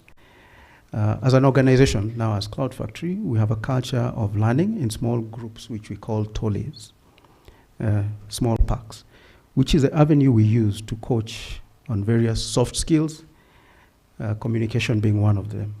Over time, we have seen a significant change where we have bridged the gap between customers, in-house teams, and data workforce. We see a clear view of better outcomes when we encourage a culture of openness and mutual respect. So all these operational challenges require significant IT and financial investment to ensure we do not erode the gains made in attracting large multinational players into the market, noting the competitive nature of the industry across the world. There's nothing unique about us as Kenyans. Let me just highlight that. We live in a world where if you're not competitive, the work will go elsewhere. Okay, so we need to put that at the back of our minds when we are pushing for some of these things. Because today, as a business person, they could easily say, we're moving this work to Philippines. And now we have another issue on our hands. Okay? Now, that's the operational challenges. Now, what of the labor workforce, which is why we're here today? So as a key industry player, as Cloud Factory, we have a big responsibility of ensuring the ethical and effective management of our workforce. Our ultimate goal is to consistently improve labor practices in a number of ways, which I'll highlight now. One, employee well-being initiatives. We prioritize well-being by offering support programs and mental health resources. Through the TOLI model, which I've just mentioned, we place our workforce in peer groups with a volunteer well-being leader, and they meet regularly to share challenges they could be facing both personally and professionally. In addition, as Cloud Factory, we have an in-house counselor on staff whose role is to handle any well-being concerns from the team. We strongly believe that a happy and healthy workforce is more productive and engaged. Number two, transparent and ethical AI use. We clearly communicate how AI systems will be used and ensure transparency prior to our workforce engaging in any work. They also have an opportunity of changing their minds if they feel the work isn't ideal for them. Okay? That's on the transparency bit. But what are we doing as a leadership team? As a leadership team, we ensure that ethical considerations are at the forefront,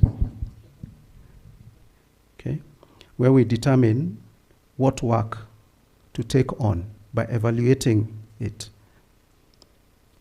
And let me be clear here. Cloud Factory will not take work which us as leadership would not be able to do ourselves.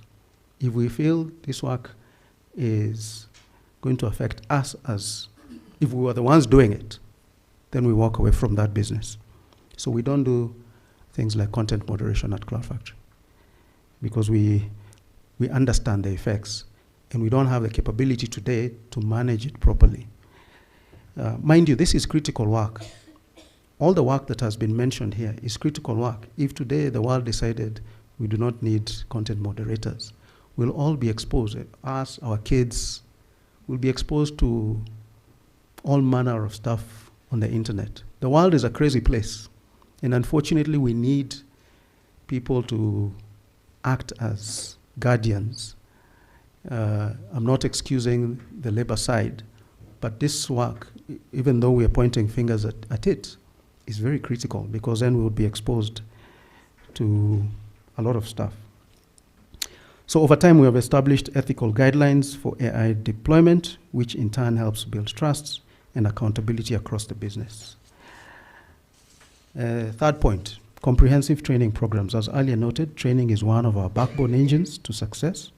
And as such, we implement training programs that cover not only technical skills, but also things like data protection, quality assurance, amongst others. Continuous learning opportunities help keep the workforce up to date with the latest advancement, helps them stay in touch with client requirements, and expands career opportunities. Number 4, flexible remote work. As an organization, we strongly believe that skill is universal, but opportunities are not. Okay? So this work comes to us because they recognize there is a skill. If we were all to relocate to the US, we'd probably not be getting this work. Okay? I hope we understand this. And I'll come back to why this is so. As such, we have a fully remote workforce. None of our workforce works in-house. After COVID, we realized it's healthier, it's better for our workforce to work remote, giving us the opportunity to tap into talent even outside of Nairobi. Okay? If we all sit in our capital centers, then we're missing out on a large pool of people who would be disqualified because we expect them to be in a facility. So we felt for us to scale and to reach people in the mashinani, we needed to be remote. So we give you work whether you're in Kisumu, in Nyeri, in Lodwar, so long as you have a laptop and internet. Okay? Additionally, this allows our workforce to be mobile with no restrictions on the location from which they deliver their work. We also provide flexibility in terms of the hours and timing one wants to work for projects that are not time sensitive, thereby enhancing overall well-being. So you can choose to do 2 hours in the morning, in the afternoon, another 2 hours in the evening, you have more time. It's all up to you. Now, fifth and lastly, stakeholder engagement, and I think this is the more critical one. Engaging stakeholders who include customers, employees, regulators, and government departments in discussions about AI deployment and fair labor practices is paramount. As one of the larger organizations in this industry, we have lent our voice to discussions with the government as we look at ways of streamlining the employment engagement model. I think Marcy highlighted this. In documenting HR practices, which we've all heard that today we all expose because these do not exist, so that we have a clear and concise model for data workers that is adopted by all industry players. I'm not pointing fingers at anyone, but if there are no boundaries, then it's a law of the jungle. And we cannot rely on a cloud factory who wants to do the right thing. And I know there's a stick out there, and I know the industry has been called exploitative because of a few. It's not everyone that is exploiting, but because we look at a few. It's the same way we look at, when you hear of government encouraging people to go to the Middle East, what is the first thought that comes to your mind? Exploitation, correct? But there are others people, there are so many Kenyans plying a good trade in the Middle East, but we never hear of them. Bad news is the one that spreads, not the good news. Okay? So in conclusion, as we navigate this relatively new terrain, it is critical to address the operational challenges and responsibilities associated with managing the workforce by prioritizing the points I have shared above, that is robust data security, fostering continuous learning, promoting ethical AI use, enhancing communication, creating well-being initiatives, having an open and robust stakeholder engagement. We can create a sustainable and thriving industry that will engage hundreds of our youth into the coming years. We all need to embrace this future with a commitment to ethical and responsible practices, ensuring that AI benefits not only our operations, but also our workforce and society as a whole. Thank you very much.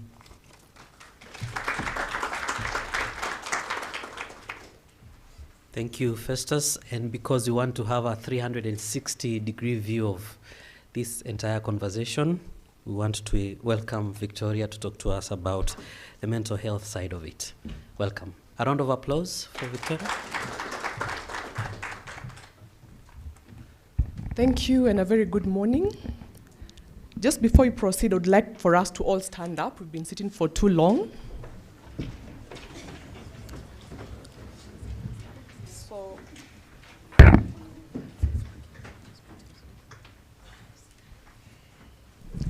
Yes, as a psychologist, I clearly feel like a fish out of water in this particular environment. Mercy, I don't know if you understand in all this. Probably you are because you've worked with them before. But when I hear about data labelers, content moderators, that's not my niche. My story is that I deal with all types of people depending on the level of their stressors, right? So your stressors are many, but I want you to look back the last 2 weeks and ask yourself, what has my life been like, right? And if within the last 14 days something has changed, then if your answer to the questions I will ask you is yes, then please sit down. And once you sit down, there is no standing up again to the next question, even when you feel your answer needs for you to do what? To remain standing. So are we together? Over the last 2 weeks, right? Now, over the last 2 weeks, I have slept very well for not less than 7 hours every night. Over the last 2 weeks, or whatever your sleep period is, Now with your kind of work, probably you sleep at different times than the rest of us.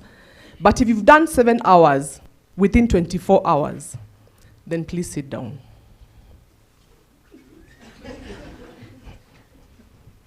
How many have sat down? Only one. So we asked the reverse, right? We said if you've slept for at least 7 hours within your 24-hour period, then you remain what? You remain standing, isn't it? So for all of you who are standing, it means that over the last 24 hours, within the 14 days, at least every 24 hours, you've been sleeping well. Have you been sleeping well? Have you been doing 7 hours? Less than 7 hours? All right. So you do what? Am I the one who's confusing you? Yes. I am asking you if over the last 24 hours, within the 2-week time frame, right? Every 24 hours, because I'm saying that because you sleep different hours. Me, I go to bed at 9, probably, and I sleep for 7 hours, isn't it? But your time frame is different. So have you been doing at least 7 hours? Okay. So if your answer to that question is, then you do what?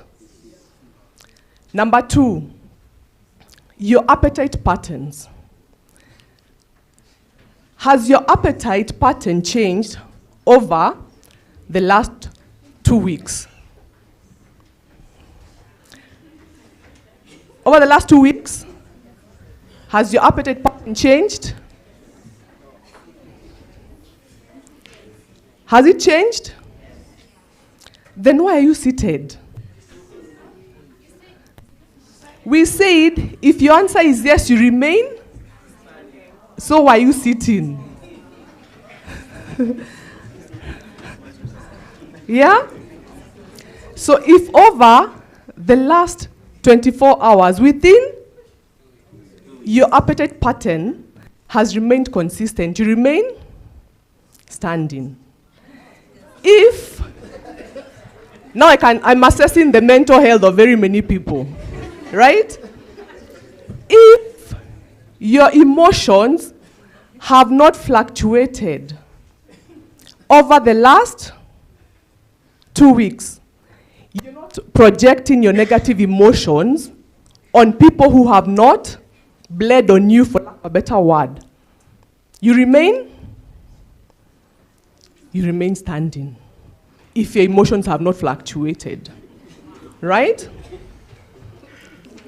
So how many do we have standing? Are we getting the flow? Are we getting the flow? If you have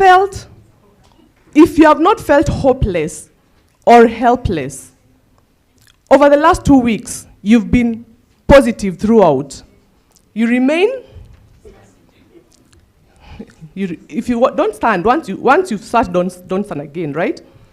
So if you've remained positive. No negativity at all. No feeling of hopelessness.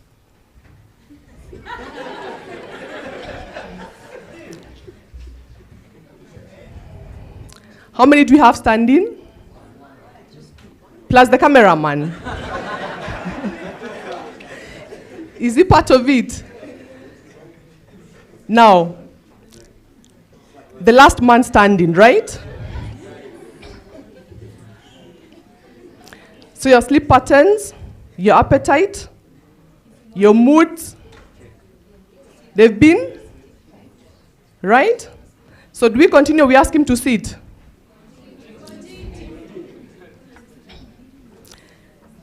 I have not used any substance.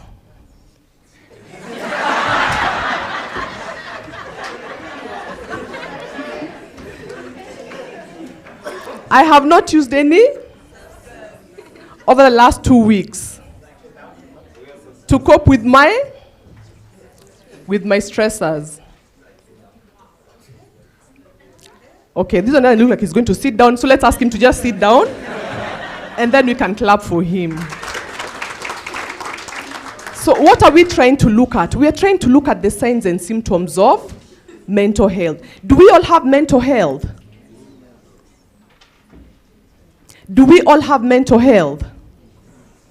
How many have mental health here?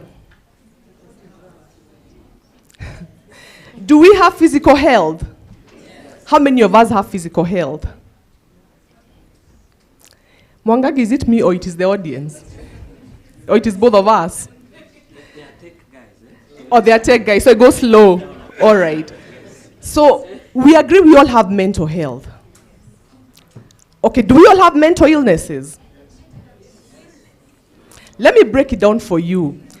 When we talk about mental health, we are saying it is a state of well-being where you meet 4 parameters, okay? Number 1, you're able to realize your full potential. You're able to realize your full abilities.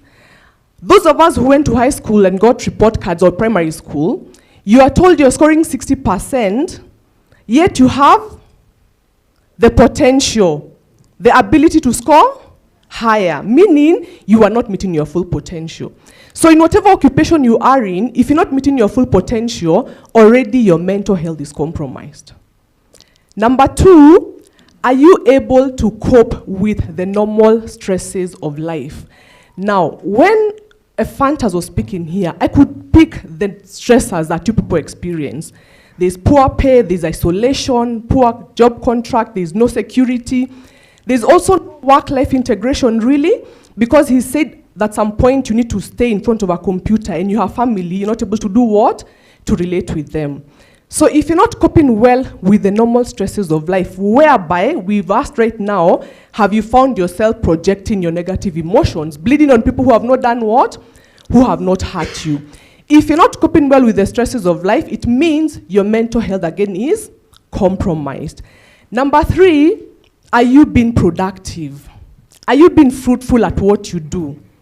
If you're not being productive, if you go to work and you're not meeting 100% productivity or at least 90 to 80%, then again we say your mental health is compromised. And then are you making a contribution to your community? If you're present, do people realize when you are there? If you're absent, do people realize? Are you making a contribution to your community? You only look at those 4 parameters to assess your mental health. So do we all have mental health? We all have mental health. Do we all have mental illnesses? Mental illnesses, no. Because mental illnesses are a range of conditions which negatively affect your mood, they affect your thinking, and they affect your behavior. So we do not all have mental illnesses, but some of us do. And now the stressors that you're experiencing could easily trigger you to a place where you have a mental illness because of your work environment, okay?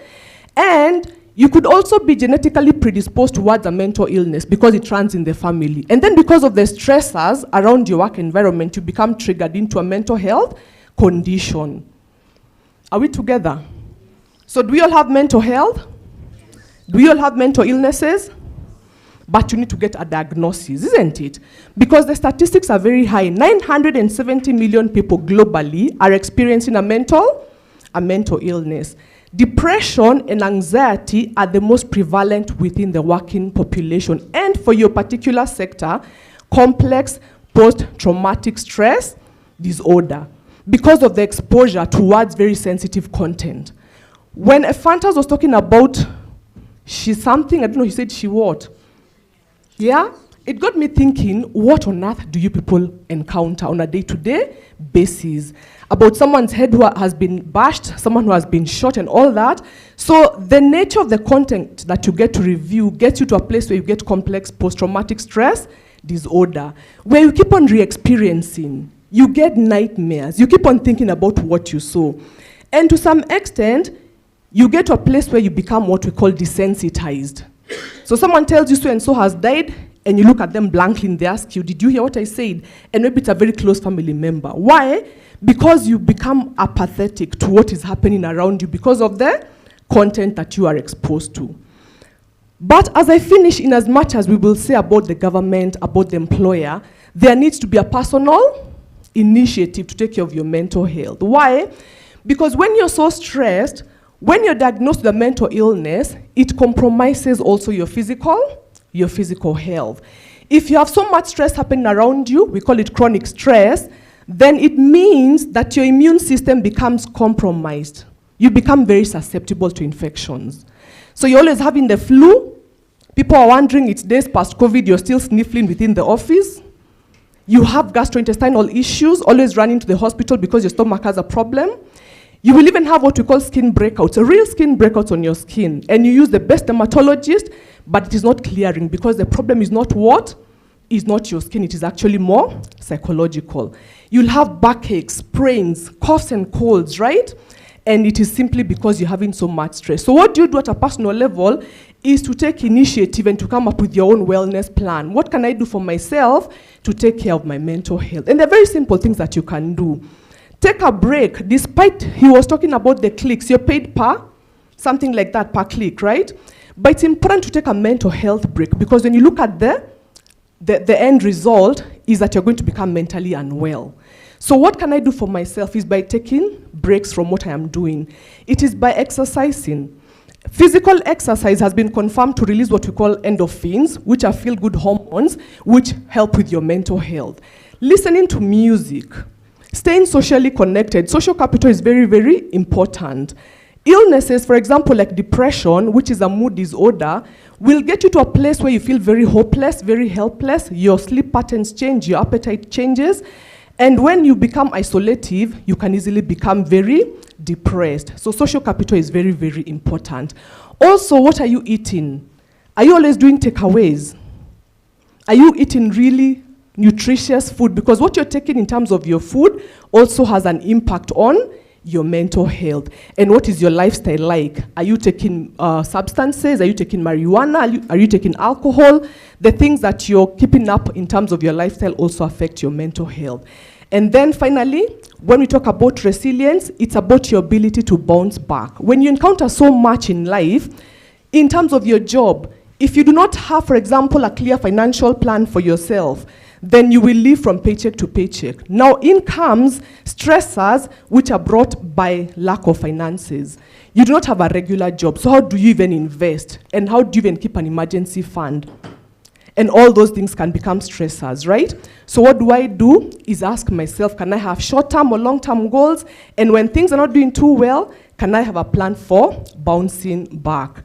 And with that, I would like to hand it back to Mwagangi for the next session.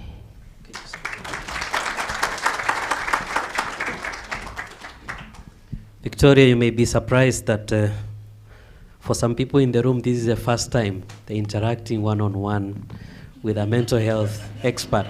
So I want us to start right there because there seems to be a culture, a tradition where mi niko sawa, kauko sawa niko sawa, you know? For individuals and companies, what needs to change? The narrative around mental health, right? We need to normalize that conversation around mental health. For organizations, we have especially what we call employee assistance programs, which I think in your setting may not really work, because it's an employer-based initiative to take care of issues that employees are going through which are hindering their productivity at work. But then what needs to change probably at your personal level, and if you're able to come up with an umbrella, like I had the gentleman who was here talking about they have an organization for the data labelers, is to come up with your own plan on mental health. First of all, we have this thing of culture where it's very hard for men to talk about what they're experiencing. They literally go, what we say, kufa kiume, they die with their issues. And it's because of how they've been socialized. If your little boy falls down and cries, what do we tell him? Man up, men don't cry.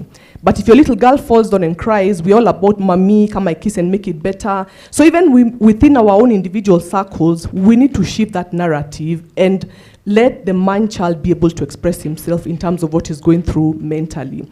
Then also the stigma associated with mental health. The statistics are very high. It's 1 in every 8 is actually living with a mental health condition. So can we destigmatize mental health issues? If someone, for example, has already been diagnosed, can we, like, for example, reintegrate them back into the workspaces and give them the same kind of treatment that we give our other colleagues? Because what happens if someone is diagnosed with depression or anxiety or even alcohol use disorder, they are treated, but when they come back to the work environment, there's some sort of barrier. So no one wants to relate with them, like we did with COVID.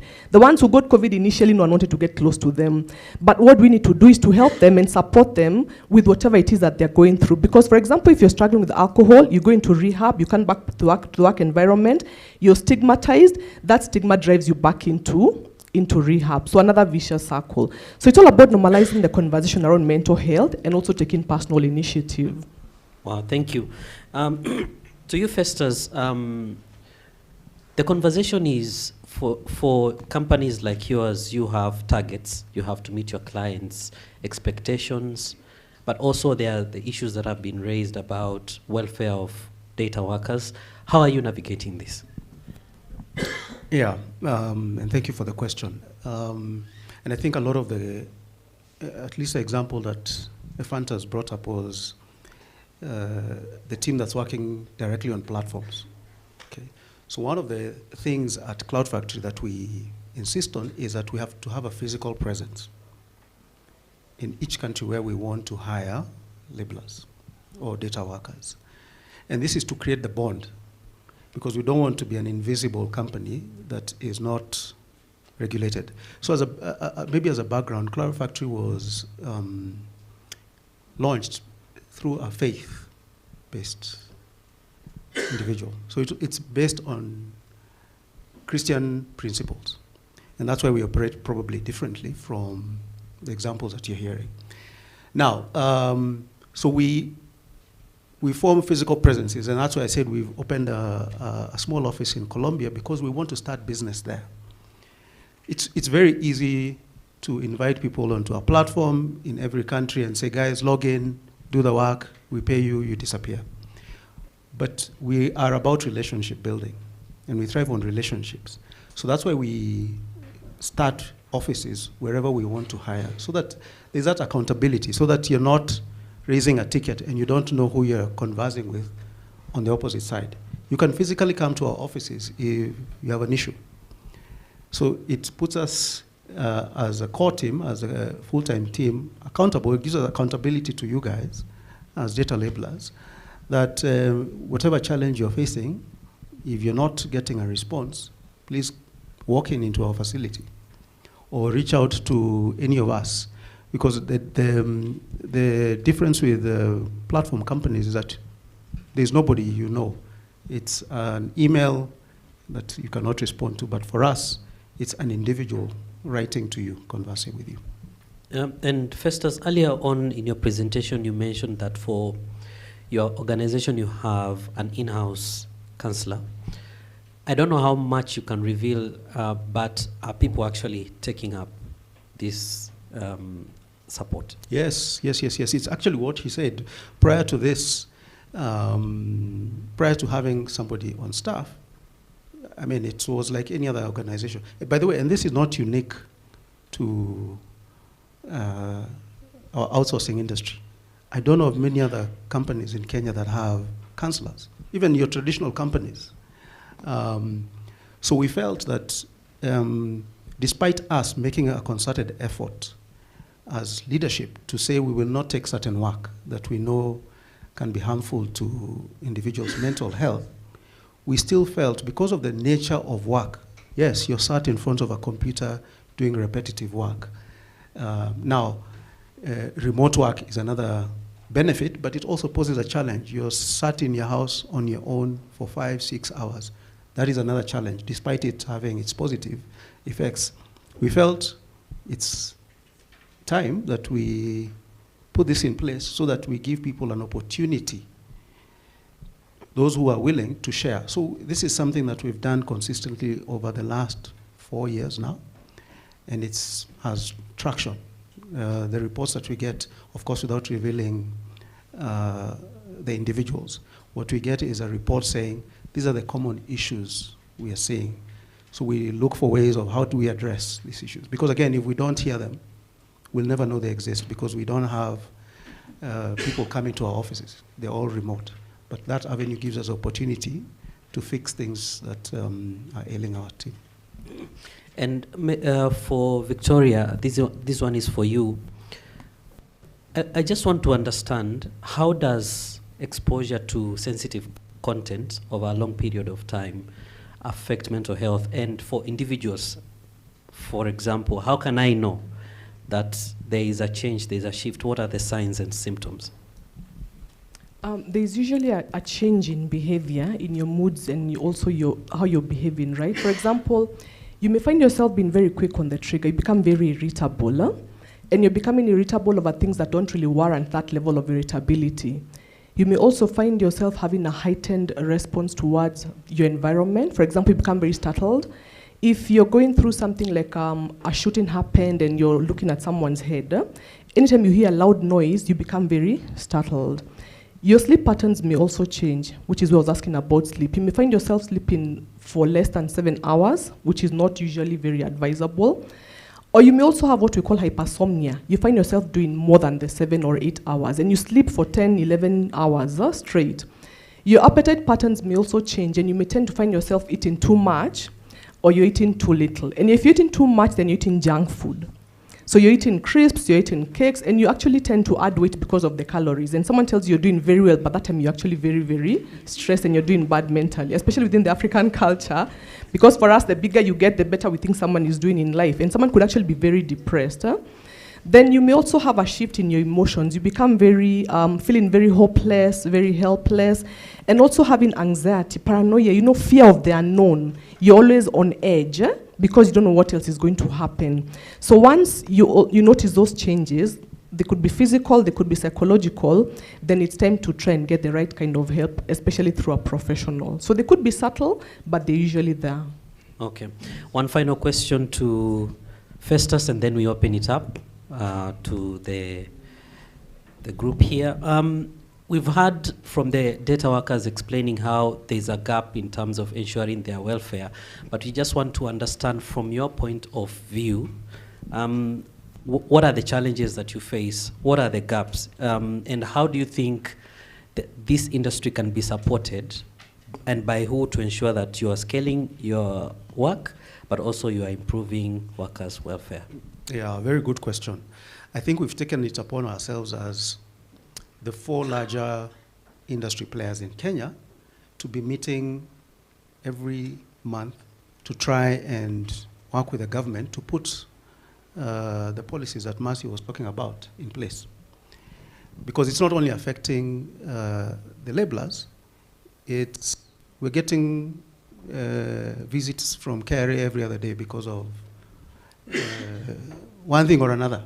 Because again, even from a corporate side, there are no policies in place on how to go about doing this business. It's a very new industry. So we've been working with the Ministry of ICT. We've already given them a paper on terms of what we need from a corporate side, but also from the labor side. And one of them is we need a minimum wage because, again, the unscrupulous players are making the industry look very bad because they're paying below market, which, again, has a direct impact on two things. One, when we bid for jobs, they're able to then undercut us, which means they're taking those jobs elsewhere. On the flip side, then we are unable to employ as many people as we could because of lack of those regulations. So we are trying to work with government. Of course, it takes time. It's a slow process. We want the ministry, we're fronting it through the Ministry of ICT because that's the ministry that houses us. But we know that there are communications between the ICT ministry with the Ministry of Finance and Ministry of Labor, because those three need to work together to formulate the laws that are required. Maybe just one other point. It's not just the BPO, this industry, the outsourcing industry that is in this predicament. Our Uber drivers are in the same issue. They're not employed by Uber. They are outsourced. So they are also in the same, again, this is work that didn't exist 10 years ago, at least in this country. So there were no laws that were put in place. And we're now trying to push the government because they're also pushing us to employ more youth. And maybe just a statistic, between 500 and 700,000 youth get into the job market every year. And the government is trying to find ways of getting them employed. And of course, they're looking at an industry like ours, which employs in big numbers and saying, we need you guys. Right now, I think the industry is employing between 25,000 and 30,000. And they've given us a target of 100,000. And we're saying we need you guys to put some things in place for us to be able to grow threefold, fourfold, and ease the burden that we have in this country on unemployment. Wow, thank you for that perspective. I think we want to open it up now for any questions, comments. Wow, your hand was up first. Hello, my name is Letitia. I'm a product owner for technology company. I have a question generally to Festus. Forgive me if I haven't understood this correctly, but please clarify if it's possible. What is the linkage between Cloud Factory or what this industry does with technology, or with the technology industry? I'm asking that because the follow-up question is, what is the career progression or career pathways for people involved in this industry? Are they able, for instance, if this work is being used by engineers, AI engineers in the US or elsewhere, is it possible to, over time, reuse this or build the capacity of these local skills to actually progress towards that pathway and build a local industry with that same skill set that is used abroad? I think, yeah, I'd really appreciate to understand what's the linkage between what you do and the actual technology industry. I'd be very keen to understand that. Thank you.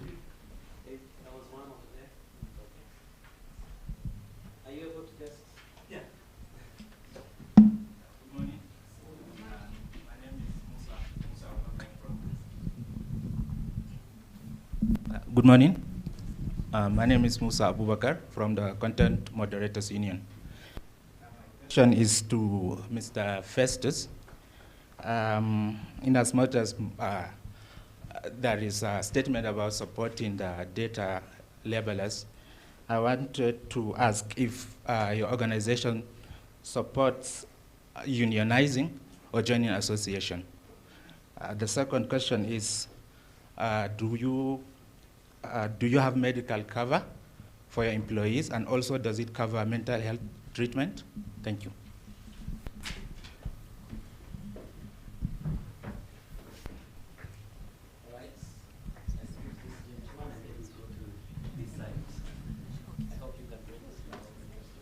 Hello, my name is Dorothy Chepkwanga from DataWise Africa. So I have a question to Victoria. You mentioned that you have the employee programs for people who are in the employment. That is it's more structured.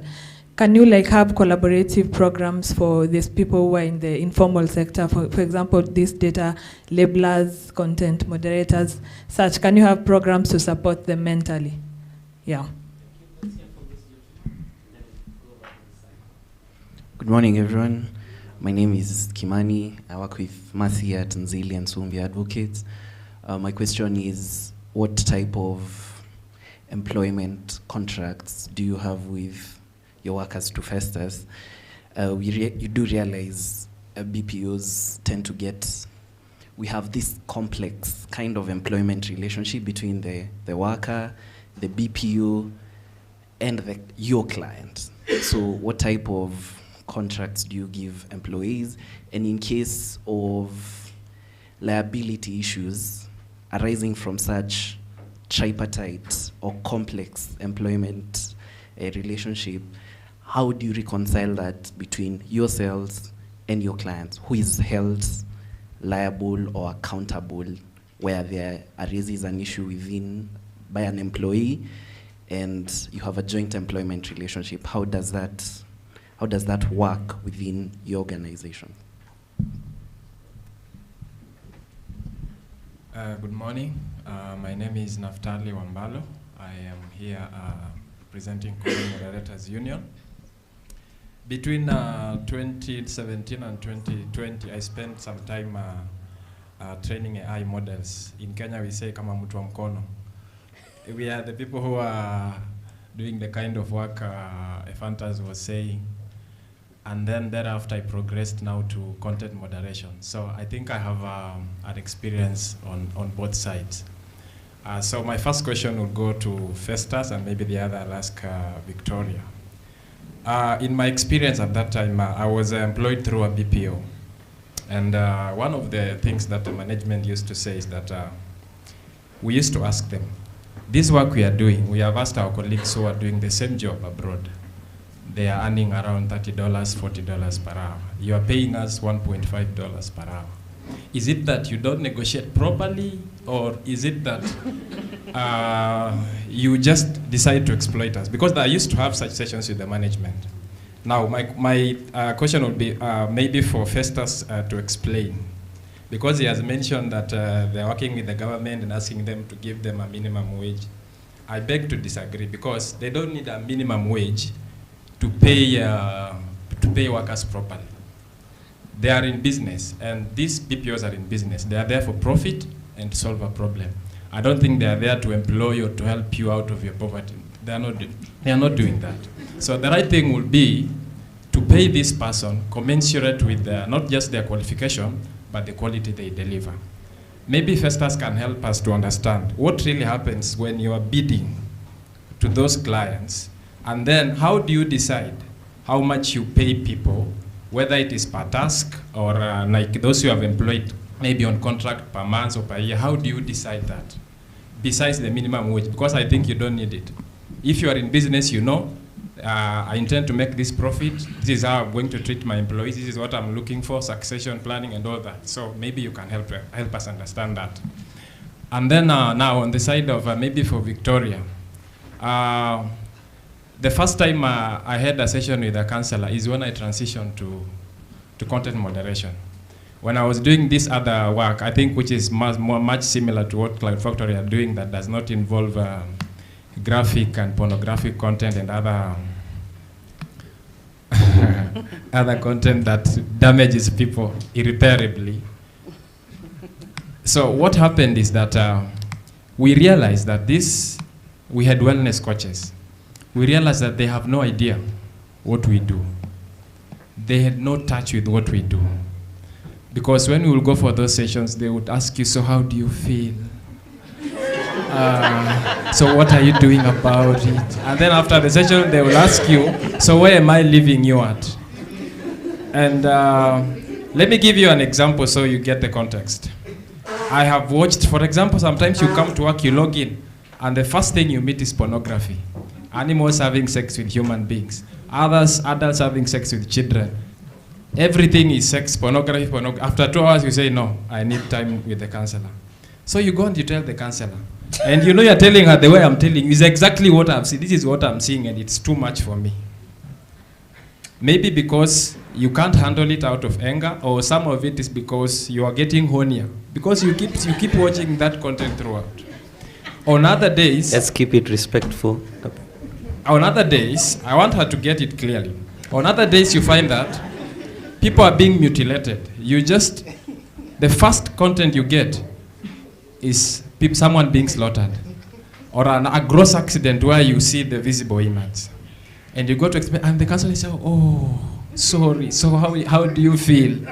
So we reach to a point where we say, you know what, we are not, things are not getting any better.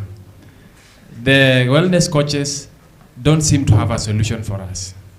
Yes, they take the approach of you have to find the solution, but at the end of the day, we don't get that solution they are trying to drive us to. So we talked to the management and said, please, because of the nature of the work we do, please provide us with psychiatrists and qualified counselors. They never did that. When we tried to unionize, people were sacked. Go to the question, please. All right. Yeah. Now, what happened later is that the counselors became spies. The management will tell them, when you have a session, for example, with Naftali, try to find out what they are not happy about and let us know. And then they will know how to deal with me. So as a counseling profession, what do you people do to make sure that since the employer is paying you, they do not use you for such underhanded tactics? Thank you. Thank you. Let's hear from two ladies over there. Okay, thank you so much. And it is good that we can have both people who have been doing it, and also I'll talk from an industry expert and a policy view, and someone who has been in management. So first is to... Sorry, you introduce yourself. Okay, my name is Edith Njeri. I work with GIZ. Yeah, so first is to say I've worked with data annotators, data labelers, and also worked with government. I'm happy to know that KEPSA is represented because I know there is a project that is under that. And to say that this thing, as Mercy said, people are calling it different. Data labelers, digital workers, gig workers, it is all under the same work. It is outsourced work from locally, internationally, and even regionally. So as Kenyans, we need to benchmark from countries who have been there. I was looking at the strikes by the Uber drivers. There is a book written, it is called Gigged, written by Sarah Kessler. He talks about the global south and north. They went for the strikes, how they were able to negotiate. As Kenyans, we are upcoming. We are leading, one of the leading countries.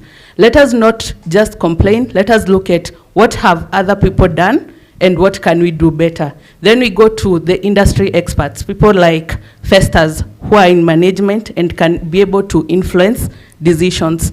It is very hard to negotiate as an individual. So as data labelers, as people who are doing as workers, work at the way they have formed the association. When you move as an association, as a community, it is good to negotiate, to understand the tactics of not having your accounts closed, and also to get work that pays better. The other thing I would want to talk about is the discrimination, and Festus, maybe you can give an answer to this. Kenyans are being discriminated in actually some of the platforms that pay better, and it is only opening in some platforms that don't pay so much. What can we do to regain the good name that was there previously? I know some platforms blocked Kenyans because of things I won't mention. Yes. Can we have these negotiations of having these platforms opened? And now when we talk about not the discrimination, can we have people lobbying from the platform-based? When they know how to tell this is a Kenyan account, it will be blocked. Can we negotiate for these platforms to be opened and also to ensure that there is fair pay? Then the last thing I would want to mention is about the working hours. Because of the minimum wage people are getting from these platforms, it is forcing them to work extra and extra for them to be able to pay their bills. Can we introduce minimum wage and fair pay so that this person can maintain their mental health and they are able also to meet their needs? Thank you. Thank you. Was there a last one there? Make it quick so that Festus, you'll go first, and then Victoria.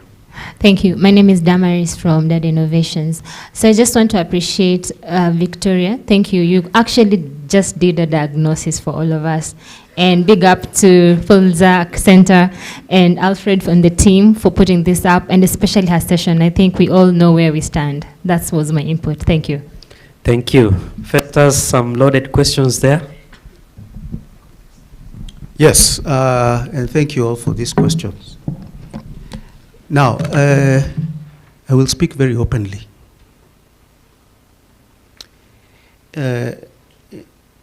Link between Cloud Factory and IT. So what do we do? So loosely, what happens is an SME in the US wants to start an in-house project, an AI project. But they do not have the manpower to be able to do it. And if they were to hire in the US, it will not make financial sense.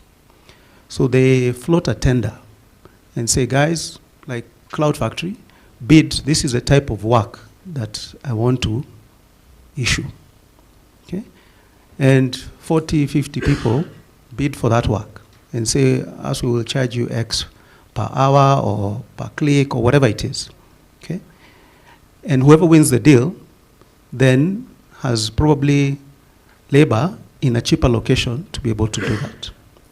Okay? So that's how we operate. I don't know whether it's clear. Now, I said I'll be direct. This is not unique to this industry. When we hire a house manager, we're outsourcing, aren't we? It's work we could do ourselves, but we outsource it because we value our time. We think our time is more expensive, so you end up hiring. It's the same thing that happens in manufacturing. You will see a lot of clothes are now manufactured in Vietnam, in China. Again, why? Because it makes financial sense to send work where it's cheaper so that it makes commercial sense for you as a business. Okay? So that's how we come into play. And I'll probably link that with the question on the pay comparison with regions. I think it was Naftali, that you asked. There is no profession that pays the same in every location. I am not paid the same as the CEO of Cloud Factory, who is based in the US. Pay is based on market. Okay? And that's why you hear our HR professionals saying, we're doing a market survey. Because there is no way I will be paid what Satya Nadella is paid and still have the company survive. Again, the market conditions are what drive pay in that country.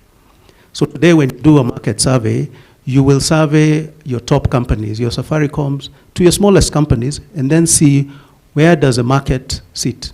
The same thing. Our CEO at Safaricom is not paid the same as the CEO in Vodafone UK. Again, market dynamics. The rents here are cheaper. The food here is cheaper. Everything is cheaper here than in the West, and that's why you're seeing a lot of labor moving from the West to Africa, South America, and Asia. By the way, this is not a bad thing. If it wasn't so, this work would never come to us. We would not have people employed. But because it is expensive in those markets, we get the opportunity to employ people in this country or in these markets. So that's the way we evaluate. And I'll come back to your second point on that question. There was a question on unionizing, whether I am agreeable to this or not. I am 50-50, and I'll tell you why. We are operating in a very competitive industry. So as I said it during my presentation, there is nothing unique about Kenyans. There is nothing that we do that cannot be done by someone in India or in Nepal or in Philippines or in Brazil. Okay? Now, I want to be very fair. When we're bidding for work and the customer, this SME that is based in the US, hears that there's a union in Kenya that could one day down their tools for 2 weeks. They look at the effects of their business and say, okay, what risks am I going to carry if there's a risk of my labor workforce, all 500 people downing their tools. What does that do to my business? So they will evaluate Kenya versus an India or versus a South Africa or a Philippines, where they probably do not have unions, and give that work there, just because of how we structure ourselves here. The flip side to that is, yes, we cannot do this alone. We need critical mass to push the government to put things in place. But let's not do it at the detriment of us all losing our jobs. All 30,000 youth losing their jobs because we pulled one move that made Kenya uncompetitive. So we need to evaluate both sides of the coin. Employment contracts. So, and I think she touched on it. Our companies, the companies that we do work for, also give us work in piecemeal. So it's irregular to have somebody giving you a month-to-month contract and you giving a full-time contract. You'll know it's very rigid here for you to be able to even make somebody redundant. You have to go through months as you're paying them, whereas your customer already churned. Okay? So to be specific, we have independent contractor model. Now, mind you, I know this may look, it's an interesting point. Our people prefer that model. Why? Because then they're able to go work elsewhere. A majority of our workers are students. So if you're a student in uni and you have 6 hours to spare in between your classes or a day you don't have classes, you're better off with an independent contractor model than a full-time model. Because if you're full-time, then I expect you to be giving me your full 8 to 5 work. Okay? So a lot of our workers prefer an independent contractor model because of the flexibility. Okay? I'm just being very direct with how we engage. You asked about minimum wage. The reason I'm asking for minimum wage is to gatekeep the bad players. Okay? The same way, in this country, we have minimum wage for each industry. Even our guards have a minimum wage. And so you're told, if you're G4S or KK or whatever, this is the lowest you can pay. Okay? Now, without that, then we find ourselves in a place where people are paying way less. And as I said earlier, they're then bidding for work and winning the work and taking that work to places where they can pay $1 per hour. When we're saying here we want to be fair and pay proper wage. So the way we do it, and I'll be candid here, we take a bank teller's wage and translate it backwards. And that is how Cloud Factory we come up with our wage. And then work upwards from there based on complexity. If the work that we've bidded for is more complex, you get a multiplier. Because we understand it takes more time for you to do that same work. Okay? Now, not many companies are like us.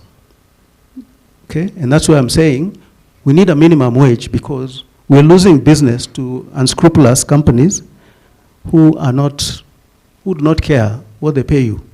Their work is to maximize returns. Now, in terms of profitability, this work is not high margin. It's not high margin. So you'll find we've bid for work and you're competing with other markets and you come up with $5. That is what you're charging your customer. Okay? That $5 is meant to cover your wage, my wage, our offices here, our offices wherever, our salespeople. It's very competitive. Remember, we are looking at in this room, we're just looking at ourselves as Kenya. This work is global, and we have to compete with our India, who've been in this business for 20, 30 years. So for us to pull business from India, you have to be, one, very well organized, and two, you have to be very competitive in the way you bid. But that, irrespective of how much we bid for work, we never go below that amount that I've mentioned. I think there was a question on, I think it was you saying about being fair, about platforms not being fair. I'll tell you, and again, I'll repeat, with all the candor that I will master, the issue that is bedeviling Kenya is fraud from ourselves. That is why we're not getting work. Okay? The biggest pain point we have is fraud. And I'll tell you why. After you come, I vet you, I put you on a project. You get another job tomorrow. You give your login details to your neighbor there. Okay? I've not vetted him. What does that do to the client when he realizes the guy we vetted is not the same guy doing the task? We lose business that way because we as Kenyans are conning the system. Okay? I don't know whether you have seen this side of the story. I'm giving you from now the opposite side. We are shooting ourselves in the foot because we are being crafty. Okay? When I joined this company, we were 1,200 data workers. My sole responsibility is to ensure that as many jobs come to Kenya versus our counterpart sister office in Nepal. Okay? Today we have over 3,000 people doing data work in Kenya, which is far much higher than in Nepal. Okay? But the questions I keep fielding today is, what is the issue with you people? And I have to defend my nation, my people, because of what we're doing. Okay? So you asked the gentleman in the law firm, you asked about liability. We have to carry the liability as a company. Okay? When a customer finds out that there was an issue, I can't come back to you and tell you, pay me the 2 years of pay that your gentleman has been using your account for. We carry the loss as a company. Okay? That is a side I don't think is shared enough in this industry, that we are carrying the risk on behalf of 30,000 people employed in this industry. Because we will not come back to you and tell you refund us, but we have to refund the customer where there's been a breach. Clear? Thank you. Thank you. Thank you, Festus. Let's hear it from Victoria. So we'll have a last round of questions. Okay, quick one. Yes, sure. So you can do that after we have all the panelists. Yeah. Thank you, Festus. So someone asked about programs for people who are not like under the employee assistance program. And yes, we do have what we call daycare wellness programs. For example, if you're able to come together like a group of 10 of you and say you want to come to Chiromo for group therapy, then we do have that option. Now, why it's a bit hard for you to run an EAP is because I think you're all in different places, and EAPs run well for people who are within one organization. But how we can help on that for individuals is to come and have what we call wellness days or daycare programs, where we teach you things like, for example, at the start of my presentation, I did what we call the yes-no wellness questions. And when I was talking to you, I was looking at some of you to try gauge, where are you? What do you require in terms of your mental health? Because you can do that because psychology really is the behavior of human beings. So when I confused some of you and I would look at you, avert your eyes, no one was confident enough to ask, can you please repeat the instructions? Can you give us an example? So once you're able to pick up on your crowd, for example, this particular crowd, we can go and have a wellness day and talk about things like self-confidence, things like communication, things like being assertive. Now, it's also important to talk about, if we do those wellness days, things like, is this the career for me? Because I could be in a career and I have not worked on my issues, because we have what we call adverse childhood experiences. I could have gone through something, for example, like sexual assault growing up as a child, and the content that I am actually watching is to do with sexual assault. So it does a number on me. It triggers me to a place where I become mentally unwell. So how do I proceed in that space? But if you're able to organize a couple of you, 10 of you, and you're able to come to the facility, then we can come up with a program specifically tailored to people who work under this umbrella AI. With all due respect to Festus, I know you said you have an in-house psychologist. Sometimes we've had challenges with having in-house psychologists because of the dual relationship. So yes, you're the psychologist within the organization, but you're also my colleague. So if I see you talking to another colleague as a psychologist and I pass by and maybe you tend to look at me, I may think that you're discussing my issues. Of course, then again, that means you're not a very ethical psychologist. I'm saying in some instances. Then, so that I would leave to Alfred. Alfred, if you're able to organize for people who are under this umbrella AI, we can organize something for them at Chiromo under wellness and teach them the skills that I have mentioned. The second question was on psychologists who do not seem to understand exactly what you experience. And I did say again at the beginning that this is all foreign to me in terms of what you people experience. Feelings are very important for us to understand exactly what you're experiencing, right? But what we do, for example, at Chiromo, if you come and say, this is what I'm experiencing, then we try align you to a psychologist who is well-versed in that particular area. I may not handle things like family and marital issues because I have not done family and marital therapy, for example. But if I have done it, then within the context of what happens within the family and marital therapy, I am able to handle that, right?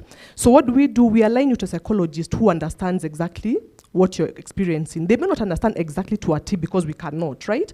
But it is up to you to speak, and we do what we call talk therapy. We just give you room to talk, express what it is that you're experiencing. No good psychologist will give you a solution to your problem. Psychologists guide you. They show you the blind spots. And like I've mentioned, you could be in a career where you're being triggered because of unresolved childhood traumas. Or you're experiencing intimate partner violence within your own relationships, and the content you're viewing has to do with that. Definitely you will be triggered. But giving you that knowledge, empowering you, helps you to understand your own mental space and to know what to do about it. And we arm you with the information that is required. Ethical psychologists will also always give you a disclaimer that what we're discussing is confidential. It will not go to your employer. We do not give reports. But the only time I will disclose is if you intend to harm yourself or intend to harm someone else. Then at that point, we end the confidentiality clause. But otherwise, it is usually a very confidential session. Thank you, Victoria. I think I just want to invite Mercy and Ephantus, if you can have an extra chair. For the last round of questions, I think I've seen a burning one from here and from the back. But we have an interesting group online that we had forgotten about. They're also asking some questions. I'll just give an opportunity here to, if you can read those questions.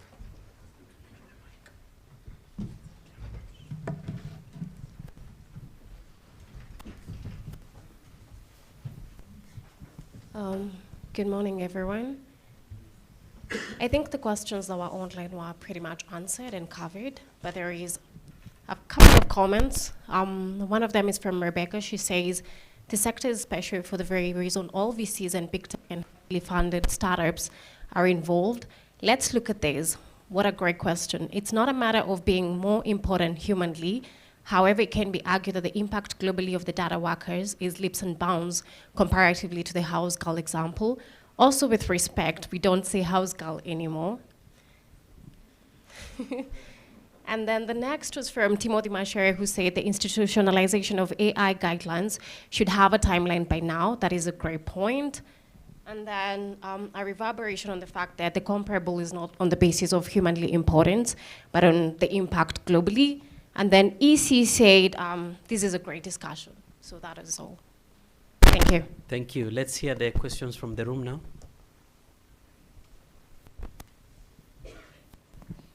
Let's also keep them short. We want to finish in the next 10 minutes. I would like to thank Mr. Kiragu for being direct in the way he has responded to the questions, and it's very helpful. Thank you, sir. So my follow-up question is in terms of the pay and the market structure. My biggest concern is the disparity. The example that I gave is actually an actual example. We used to earn $1.5 while our colleagues are earning $30. So even if you are bidding competitively, which in this case seems to be cheaper, I mean, when you're bidding competitively means you are trying to propose a cheaper price to the client than your competitors and still offer good quality, it shouldn't be that big, should it be? Is it really reasonable to have two people in different places doing the same job, delivering the same quality, the same quantity, but one earning $30, another earning 1.5, even if you're bidding competitively. Thank you. Thank you for your question. Let's hear from the back, the lady. Here.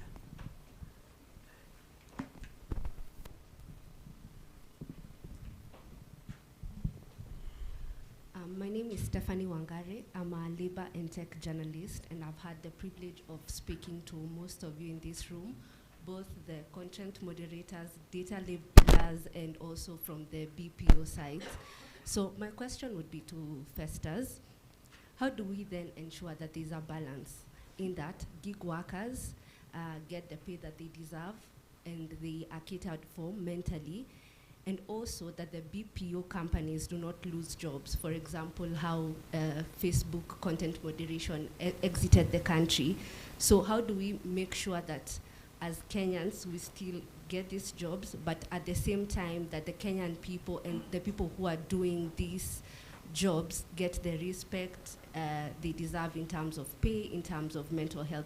I think this is the conversation that we should be having from both sides. How do we both then get to the point that we feel our needs are all catered for? Thank you. Thank you. Another question? Seen that gentleman? There's one at the back. Good morning once again. Jatani here, content moderator. My question goes to Mr. Kirago. We are talking about minimum wage. We all know that this is a new sector. This is the data work, and the data workers, they are not classified anywhere. This is an unregulated workspace. So what do you base the minimum wage? Which sector do you base the minimum wage on that you're paying out? Thank you. And let's remember we still have Ephantus and Mercy. You can direct questions to them.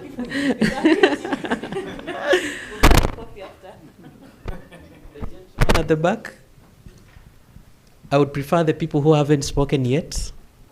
Thank you. Good morning, everyone. My question goes to... Please introduce yourself. My name is Frank Mujisha. My name is Frank Mujisha. Point of clarity. It's only not... I'm from Rwanda, Uganda.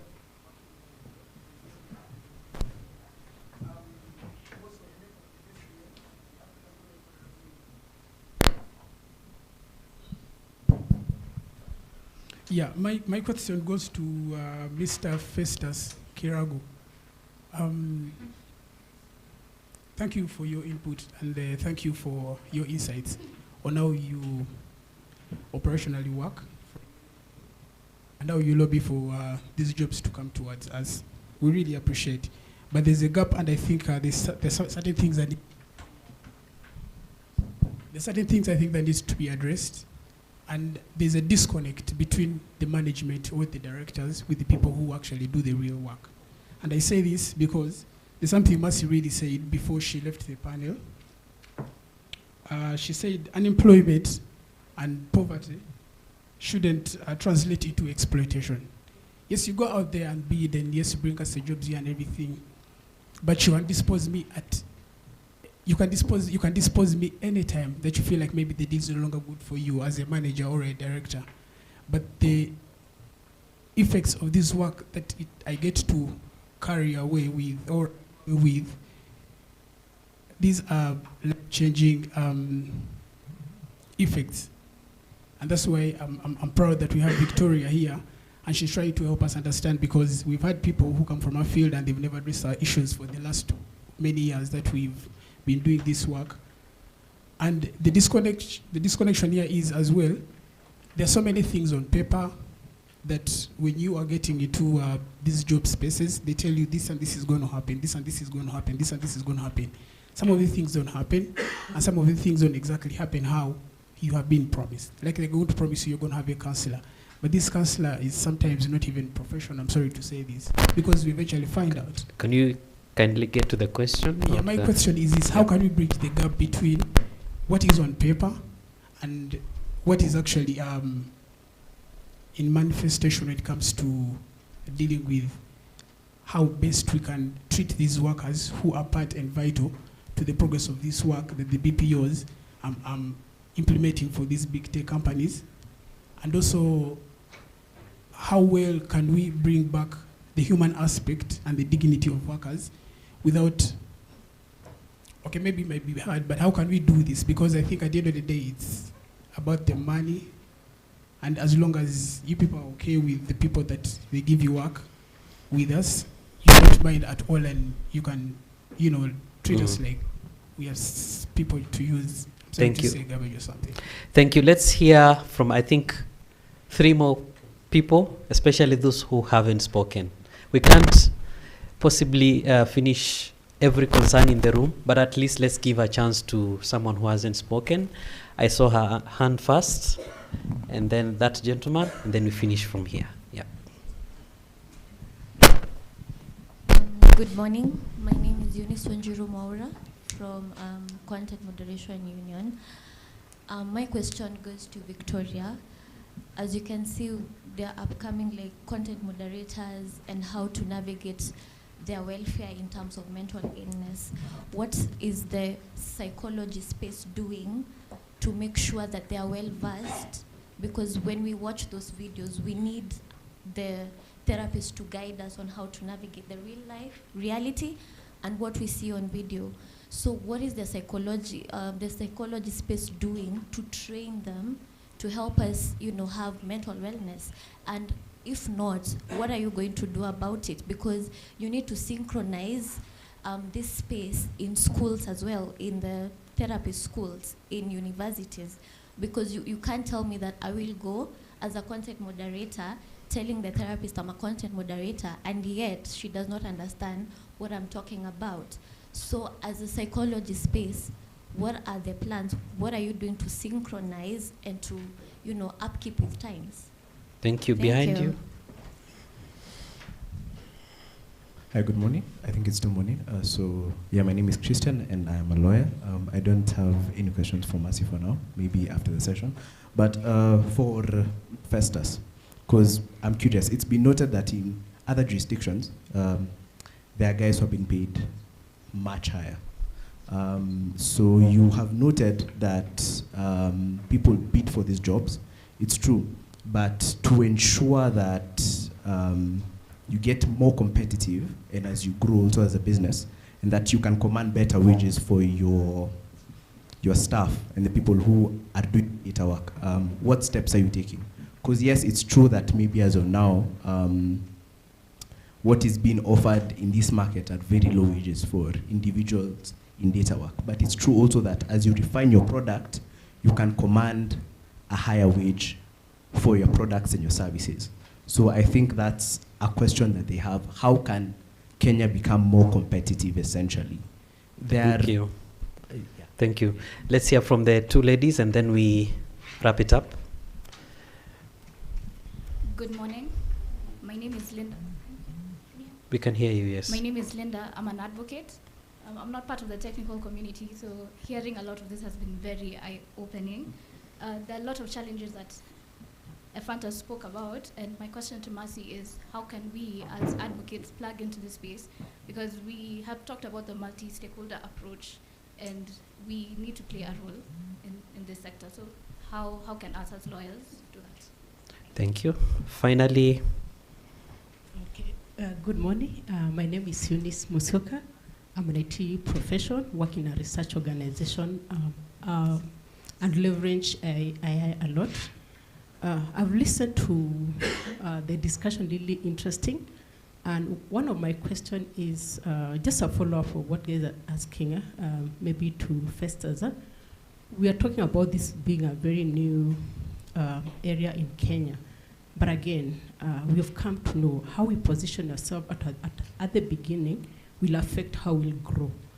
I understand you talked about the issues of cost of living in different organizations. Working in a global organization, I know we follow that a lot. But again, do we have our young people working for the sake of just us doing something? Can we just have something or maybe a minimum amount which allows them to maybe to survive. Like for instance, when you look at Europe, maybe UK in particular, you find guys in universities, they're getting a minimum of $12 to $15 per hour. Or not dollars, sorry, pounds, others in the UK. In Kenya, why can't we just have something which enables those young people to grow? Again, we're talking about work experience. I've heard young people say that work experience doesn't count. But again, we know in other developing countries, or rather developed countries, the work experience they're getting from the time they're 15, 16 counts. And that's why you can find someone who is a director at age 28, that their PhD is at age 32, age 28. Why are we not positioning ourselves in Kenya? Maybe we start growing these young people so that we prepare them to compete in global arenas.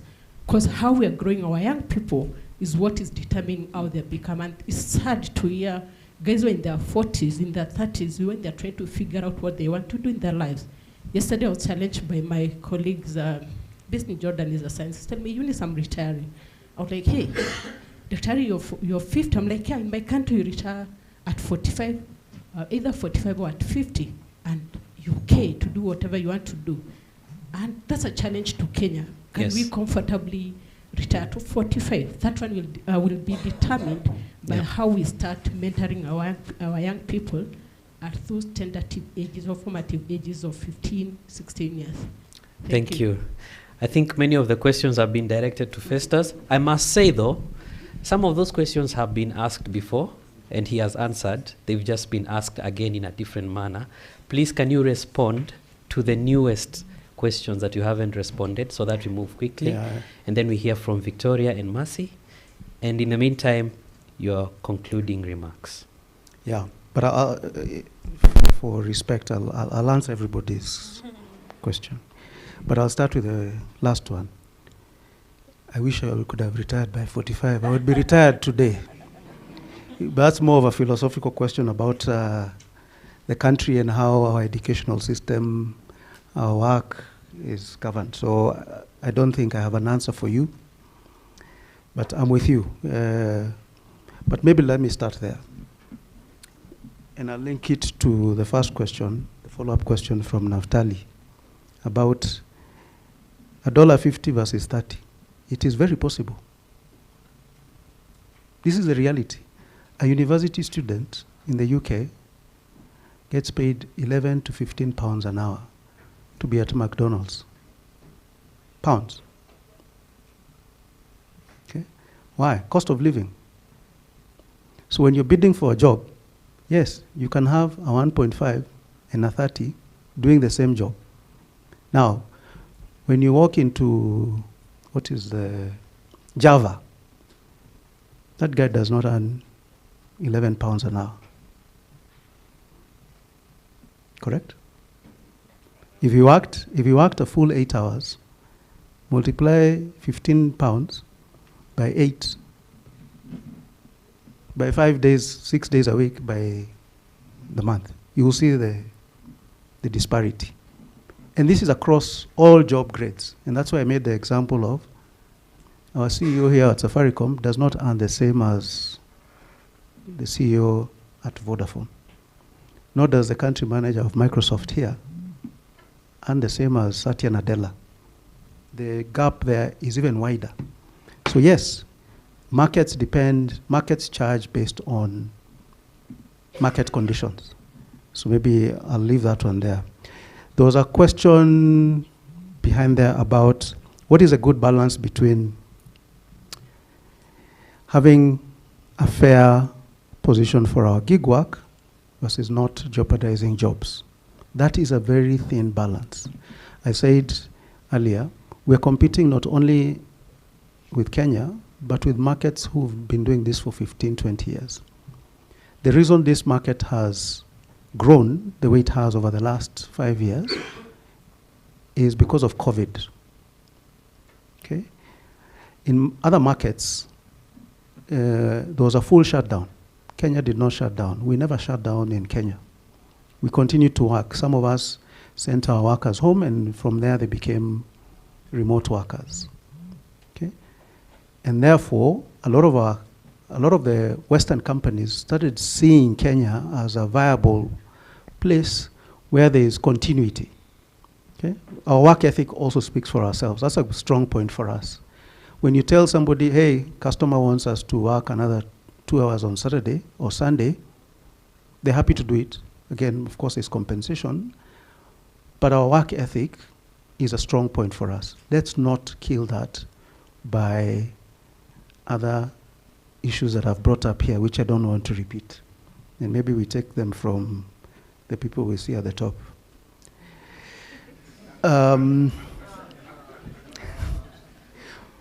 Minimum wage. I don't know whether I need to belabor this point. Again, we need some sort of guidance. So there's a question on how do we ensure there is fair wage. And I think there was a question here on who determines what minimum wage is. This is a study we want done. The same way the government did a study and said, bank tellers should be paid a minimum of this. Security people should be paid a minimum of this. There needs to be some work, and it cannot be done solely by the private sector, because the private sector wants profits. So we need a fair ground of all stakeholders in the business to come back and say, including data labelers, to say this is what a wage doing this type of work should look like. It can't be done by private sector on their own. Okay. There was a comment there, I think the gentleman who said, yeah, apologies, you're not Kenyan. I was making reference, it's good I did not mention other nations. I can speak because I'm Kenyan about ourselves. If there is something listed in your contract that is not being enforced, then follow the process. If there was something indicated in your contract and your employer has not followed through to it, it is there in black and white. I don't think there's any other answer I can give you. But the same way as full-time employees, if there's a violation of your contract, you follow a process, please do follow the same process. I think there was a question around here about how can Kenya be more competitive and not do the low-end work. I think that was the genesis of that question. I think, again, this is a philosophical question because there is a dire need for work in this country, okay? But we should not exploit ourselves while getting the work. For us to be able to do higher-end work, we need to have a trained population to do that high-end work. No company will send work to an individual if you're unable to do it, if we don't have the skills. Some of the work that we bid for, we struggle getting qualified people who can do it. Because again, our schooling system has not taken us through some of this curriculum. Okay? IT has never been, labeling or annotation is not taught in our schools. So you come out and you're experiencing it for the first time in the marketplace. So it needs to be ground up. Okay? And so when you have a critical mass of data engineers, we can say Kenya is a hub of data engineers. We can now bid for $30 per hour work. But today, the skills we have in the market do not allow us to bid for that work. And remember, this is scale. You need 5, 6, 7, 2,000 people who can do this per company. And we have like 10 companies. So where are we getting 20,000, 30,000 experienced data engineers? We don't have the skill in this country, unfortunately. It will take us time, but over that period, we need to build our base so that then we're able to bid for that higher end work. Thank you. Thank you. So I think the question was on how do we synchronize, psychological services with this AI space. To be honest, when Alfred sent that invite, we had to ask ourselves in the office, what does AI Kenya, who are they, And when he sent me now the narrative on content labelers, all those things, we had to do some background research, at least for me to come and have a brief. And even when I came here and met the people, I was still a little bit trying to figure out exactly what is it. I have worked with AHTCP, for example, with DCI. People still do things like child protection unit, and they also do things with sexual exploitation on children. But your space is still quite different. So I would not talk about maybe synchronizing. It's about us in the psychology spaces doing more research to understand exactly what it is that people within your space do. Because when you come for therapy, it's not really dependent on your career. Your career could be causing your mental illness, or the issues around your space, like adverse childhood experiences, could also be causing you to have mental health issues. So it's about a psychologist understanding this whole person in totality, not just about their career. And when you come for therapy, you usually have what we call therapy goals. What do I want to achieve? Is my career affecting my productivity? Am I having sleep issues? Am I having relationship problems? What is going on in my life beyond my career, and how is my career impacting on me as a person? So we discuss a bigger picture. Yes, I admit that we are very lean in terms of what you do, but we will do more research on that. And then hopefully when we get to relate again, we'll be better informed on how can we help these people within this particular space. Yeah. And as a parting shot, we also do have what we call self-assessments. I have a couple of them where you're able to scan this QR code. It will generate for you not Chiromo assessments, but WHO accredited, and you're able to scan yourself for depression, for anxiety, for alcohol, for burnout, and I think one on trauma. They're not diagnostic, so don't say that I'm depressed because the depression levels have read 1, 2, 3. They're simply a pointer, the same way you can be measuring your blood pressure at home and then you decide it's too high and I need to go to the hospital. It's the same thing. Now, don't call the toll-free number, send a message if you need assistance. And the only way we can get back to you is if you leave your phone number. It's very anonymous. You don't have to fill in your name, but if you feel you need help, then you can leave your phone number and we'll get back to you, just for the sake of your mental health. So I have a couple of them. I'll leave them with Alfred, then he can give them to you. Thank you, Victoria. Mercy, and maybe those who need representation, do they I'll have come some? back with my parting shot. Yeah, no problem. Actually, I give each one of you to go. Yeah. All right. And I hadn't thought through this, but based on the questions that we've received, I think it's important for us to remain hopeful, to be objective, because I sense there is you against us type of a scenario. And I made a comment earlier, it's not everyone that is exploiting. I think there is a good number of companies out there who want to do the right thing. And I think somebody made a comment about the companies are not here to alleviate poverty. No company hires you to alleviate your poverty. None. Even where I'm employed, they don't care. I'm an employee number. The day your usefulness is no longer worthy, it's a company. Okay? So let's not beat ourselves up by saying we're being 1, 2, 3 things. Let's also look at the flip side and say, what if everyone exited Kenya? What then would happen? And I'm not condoning in any way, shape or form exploitative measures, but we need, as I think Mercy had mentioned, the government to be part of this. And we will only get that when private sector combines, you guys as data labelers combine, so that the government sees us as one big body. Today they're listening at our big corporates because they have the size. But because we're very fragmented, then we're unable to approach government with one voice. So I think that is my parting shot. Don't lose hope. There's hope. Again, I think we all started there. We all started at the bottom. And over time, because I think there was a question around where does this lead you career-wise? The expectation is not that you'll be doing this for the rest of your life, but it is giving you a stepping stone to see how you will evolve as an individual, because a lot of us go to school and end up doing something else as our profession. Is this the line that you want to take? It will give you a perspective of how companies operate. It will open your eyes to how the world can be unfair. And so when you get to that position, because I was one day at your position, and I swore that when I get to management, I will be as a fair manager as possible. please do likewise.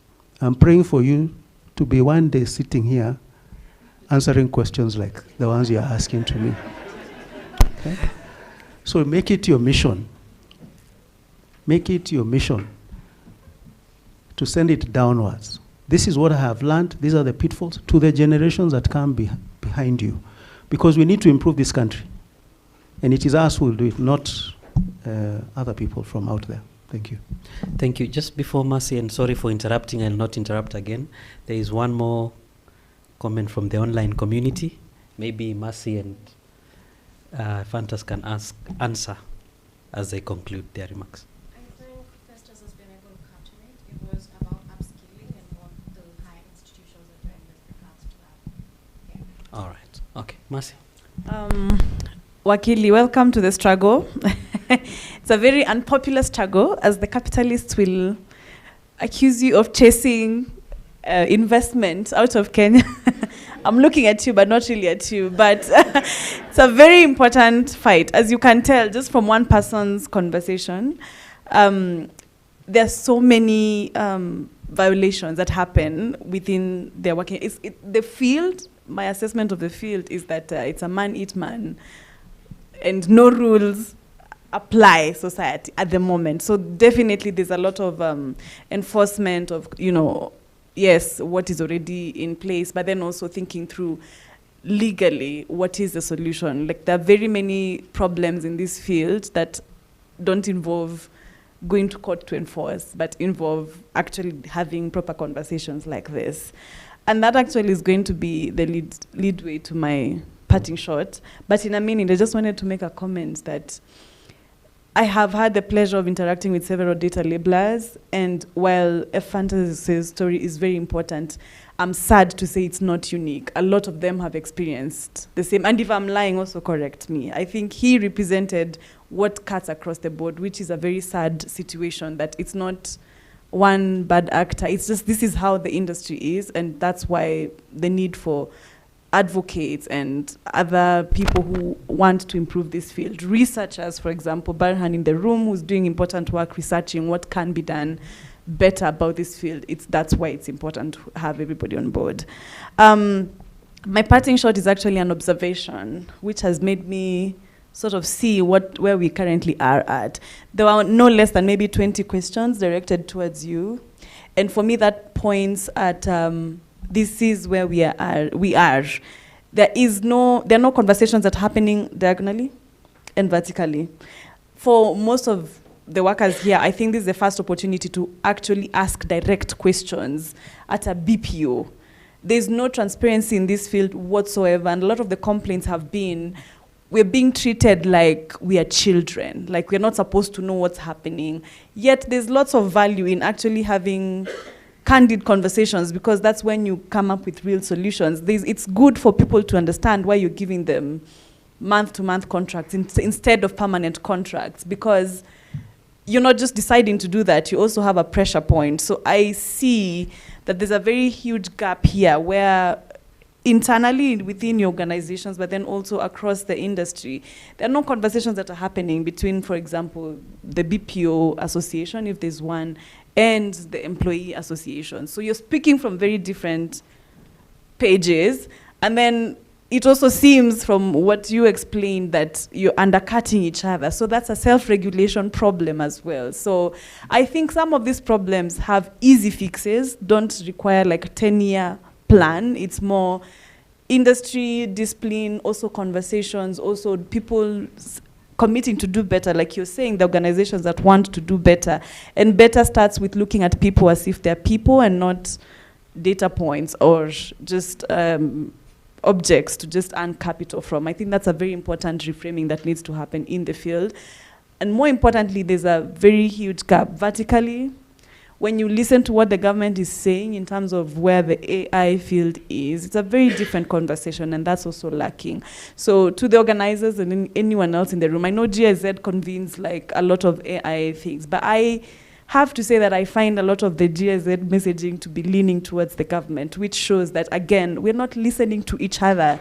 You're not listening to the workers. You're not understanding their issues. So you're solving an imaginary problem, and that's a lot of money. 5 years later, you'll still be where we are, having invested billions. So can we start having conversations together and actually listening? I don't think it's a bad thing for BPOs to be called out where they're currently failing. I think it's an important thing that needs to happen, and for them to self-regulate and improve what's happening in the industry. Thank you.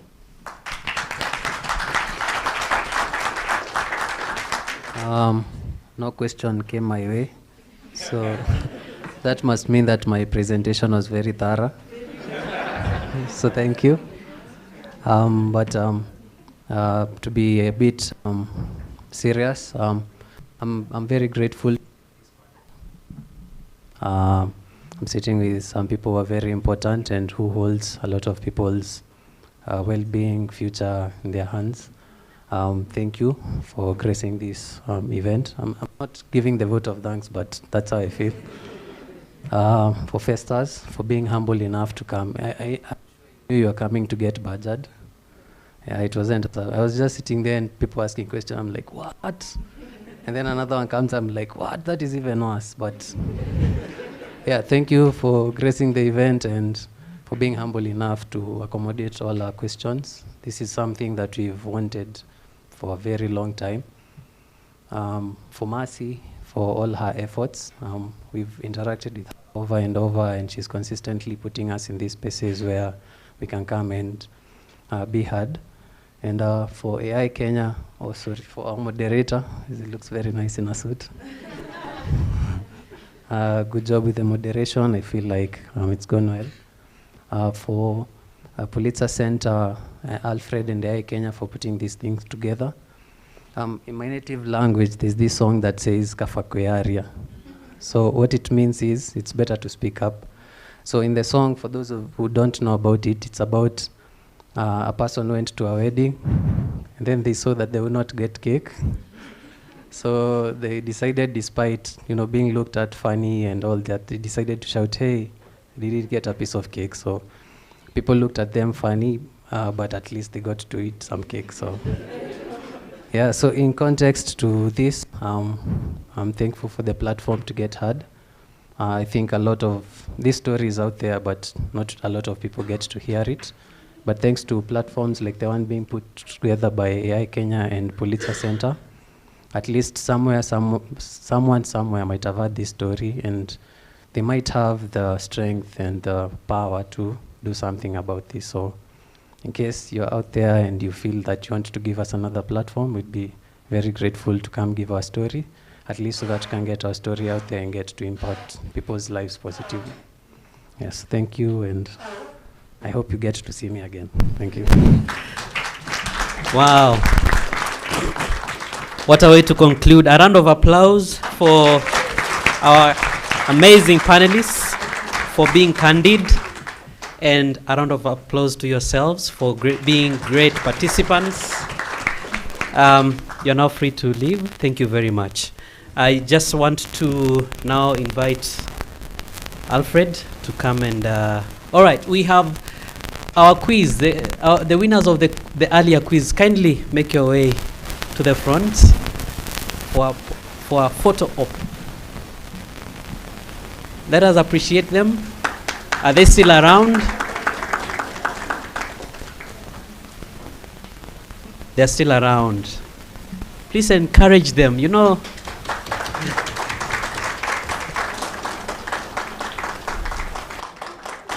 Thank you. Alfred, how do we do this? I think we have... Come. Media, is it better? Yeah, one by one. Over here.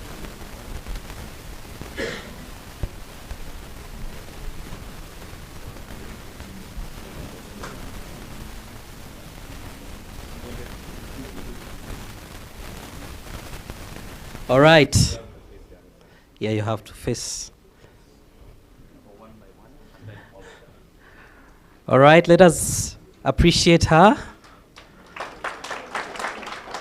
Keep going, keep going. Thank you.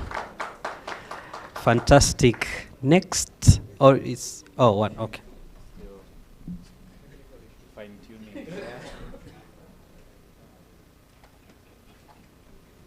Fantastic. Next.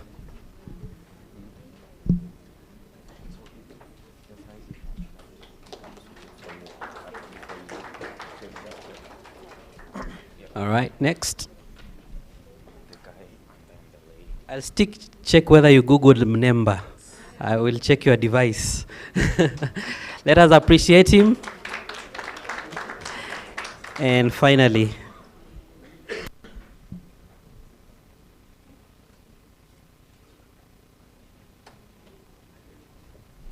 thank you. I think as we conclude, one more with all of them, sorry.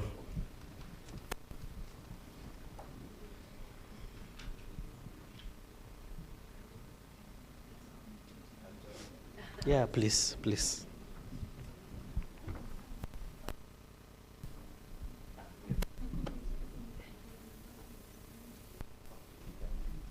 Thank you. So we'll still have a group photo for everyone outside immediately after this. But I just want to ask a question. How many think that today's conversation is one of the best conversations that have happened for the AI industry in our country? How many think so? Wow, let us appreciate Pulitzer Center and AI Kenya for putting this together. Thank you so much also for being amazing participants. And now I want to hand over to Alfred to take it up from there. A round of applause for myself. Thank you.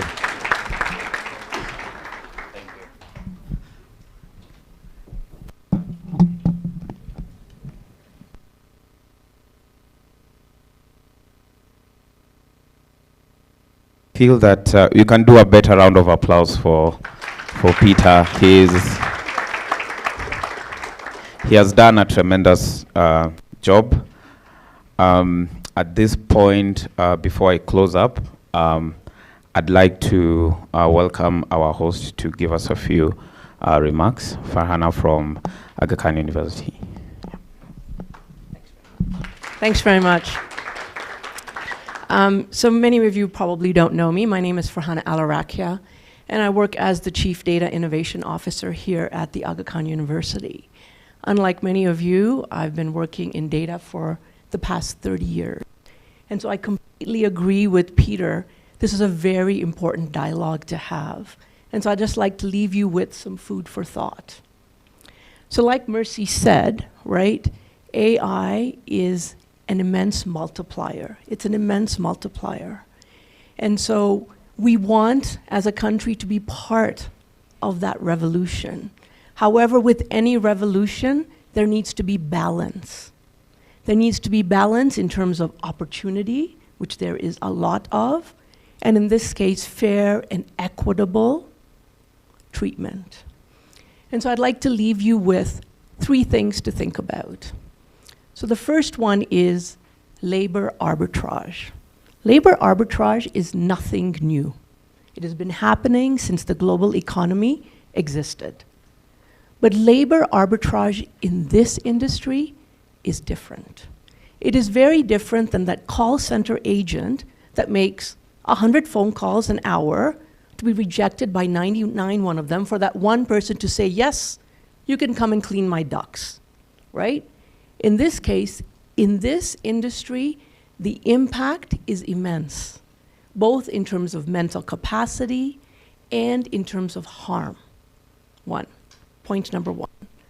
Point number 2, and Festus, I know you've got a lot of challenges. I'm going to challenge you on one point. When you said, well, what makes Kenya different? I challenge you on that point because what makes Kenya different? The average age in Kenya is 19.8. The average age in India is, anybody know? 30.2. Right? And I know Victoria will probably provide more evidence, right? But the human brain is not fully developed until the age of 25. You know, for countries that have legalized marijuana, they are noticing the impact, because it starts at a very young age, right? There's huge impact in terms of mental health, in terms of anxiety, in terms of schizophrenia. And so therefore, I don't disagree that we want to participate, but we have to make sure that our unique conditions that exist for us in this country are taken into consideration. We are a young country, just like every other country on the continent of Africa, that needs to be taken into consideration. The average age in China is 40. The average age in the Philippines is 27. All of them are past that 25 mark there. Something that needs to be taken into consideration. The third point that I want to bring up for food for thought is when we talk about government and we talk about regulation and we talk about policy. The government has been very quick to protect the rights of individuals. You have the ODBC, you have data protection regulations. As somebody who works in data in Kenya, I know these very well. So why not make steps towards this? Because this is important because of the long-term impact. There is long-term impact to the country, because if you have this entire young generation participating in unfair, equitable practices, the impact not only to them, but to their families and to their communities will be immense in the future. There is, like, so I was born in Kenya, but I immigrated to a high-income country. You know, high-income countries don't have the opportunity that a lot of countries in Kenya do, that many low-middle income countries have, because of the young age. And you are starting to see the shift. It is these young ages that are going to propel us forward. But if we do not have fair and equitable practices, it will cause more harm. So 3 things I'd like you to think about. But with that, I'd like to thank Alfred and Peter. You know, in order for us to come up with solutions, it is about bringing diverse voices together. It is about being brave to have these conversations. It is about being transparent and direct. So I thank you, Kenya AI, for having this dialogue, and I hope it is one of many more to come. Thank you. I'll hand it back.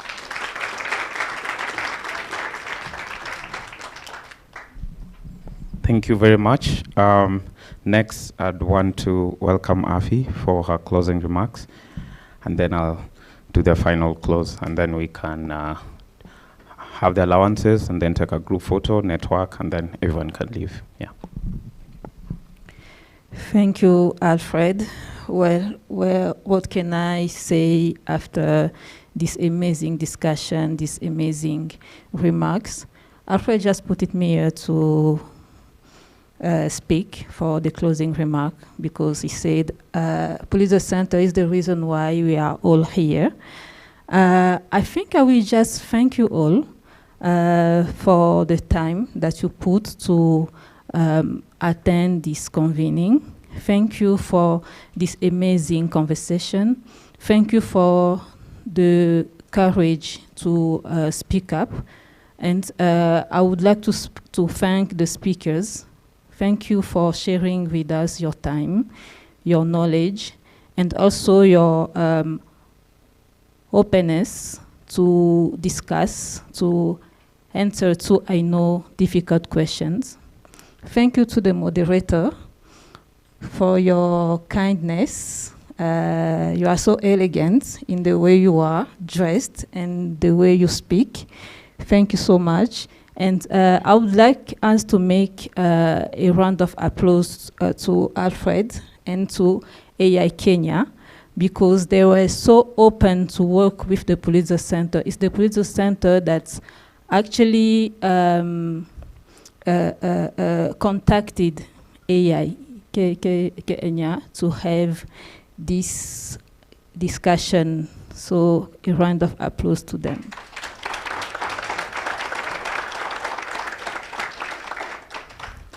And finally, I would like to thank all of you, because this discussion open up some new ideas in order to have some more in the future. And I hope you will be part of them. And of course, whenever it is possible, we are open to include all the voices that are missing today. Thank you so much.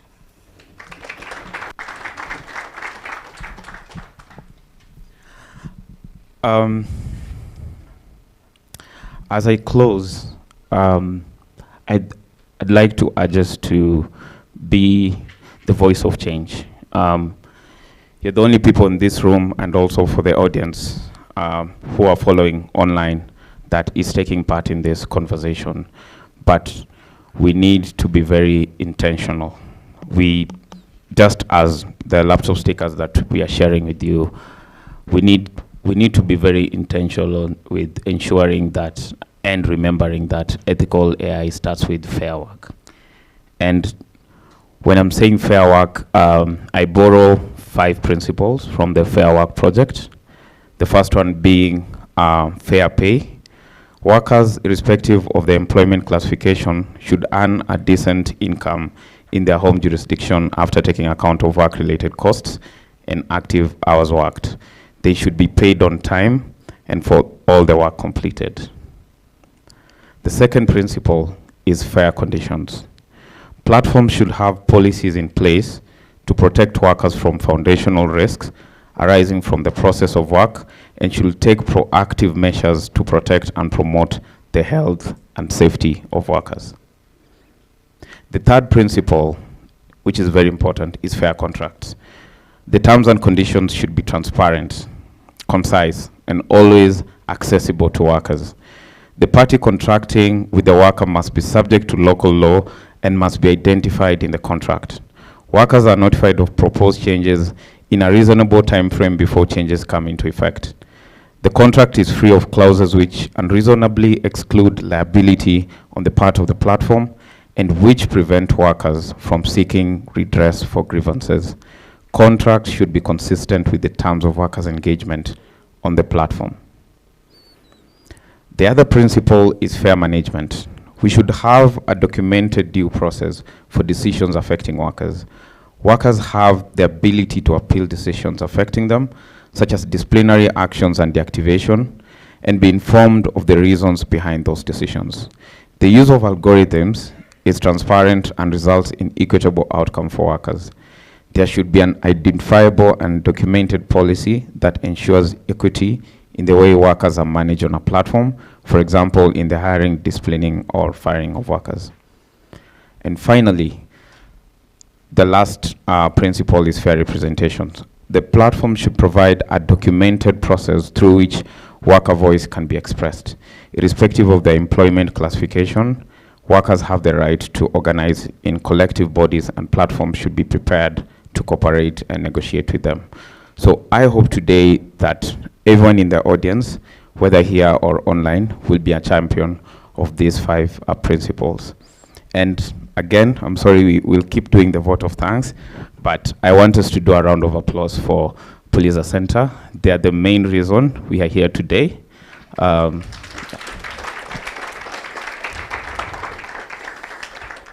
They have provided the resources and support to allow us to be in this room and to also have the online conversation.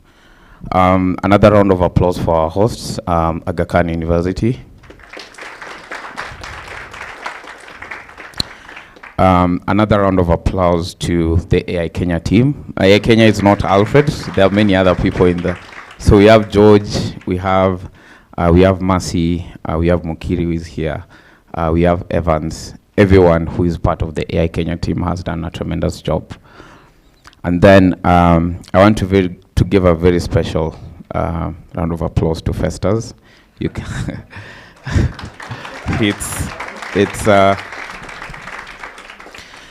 it's not an easy conversation to have, having sat on both sides as someone who is employing other people.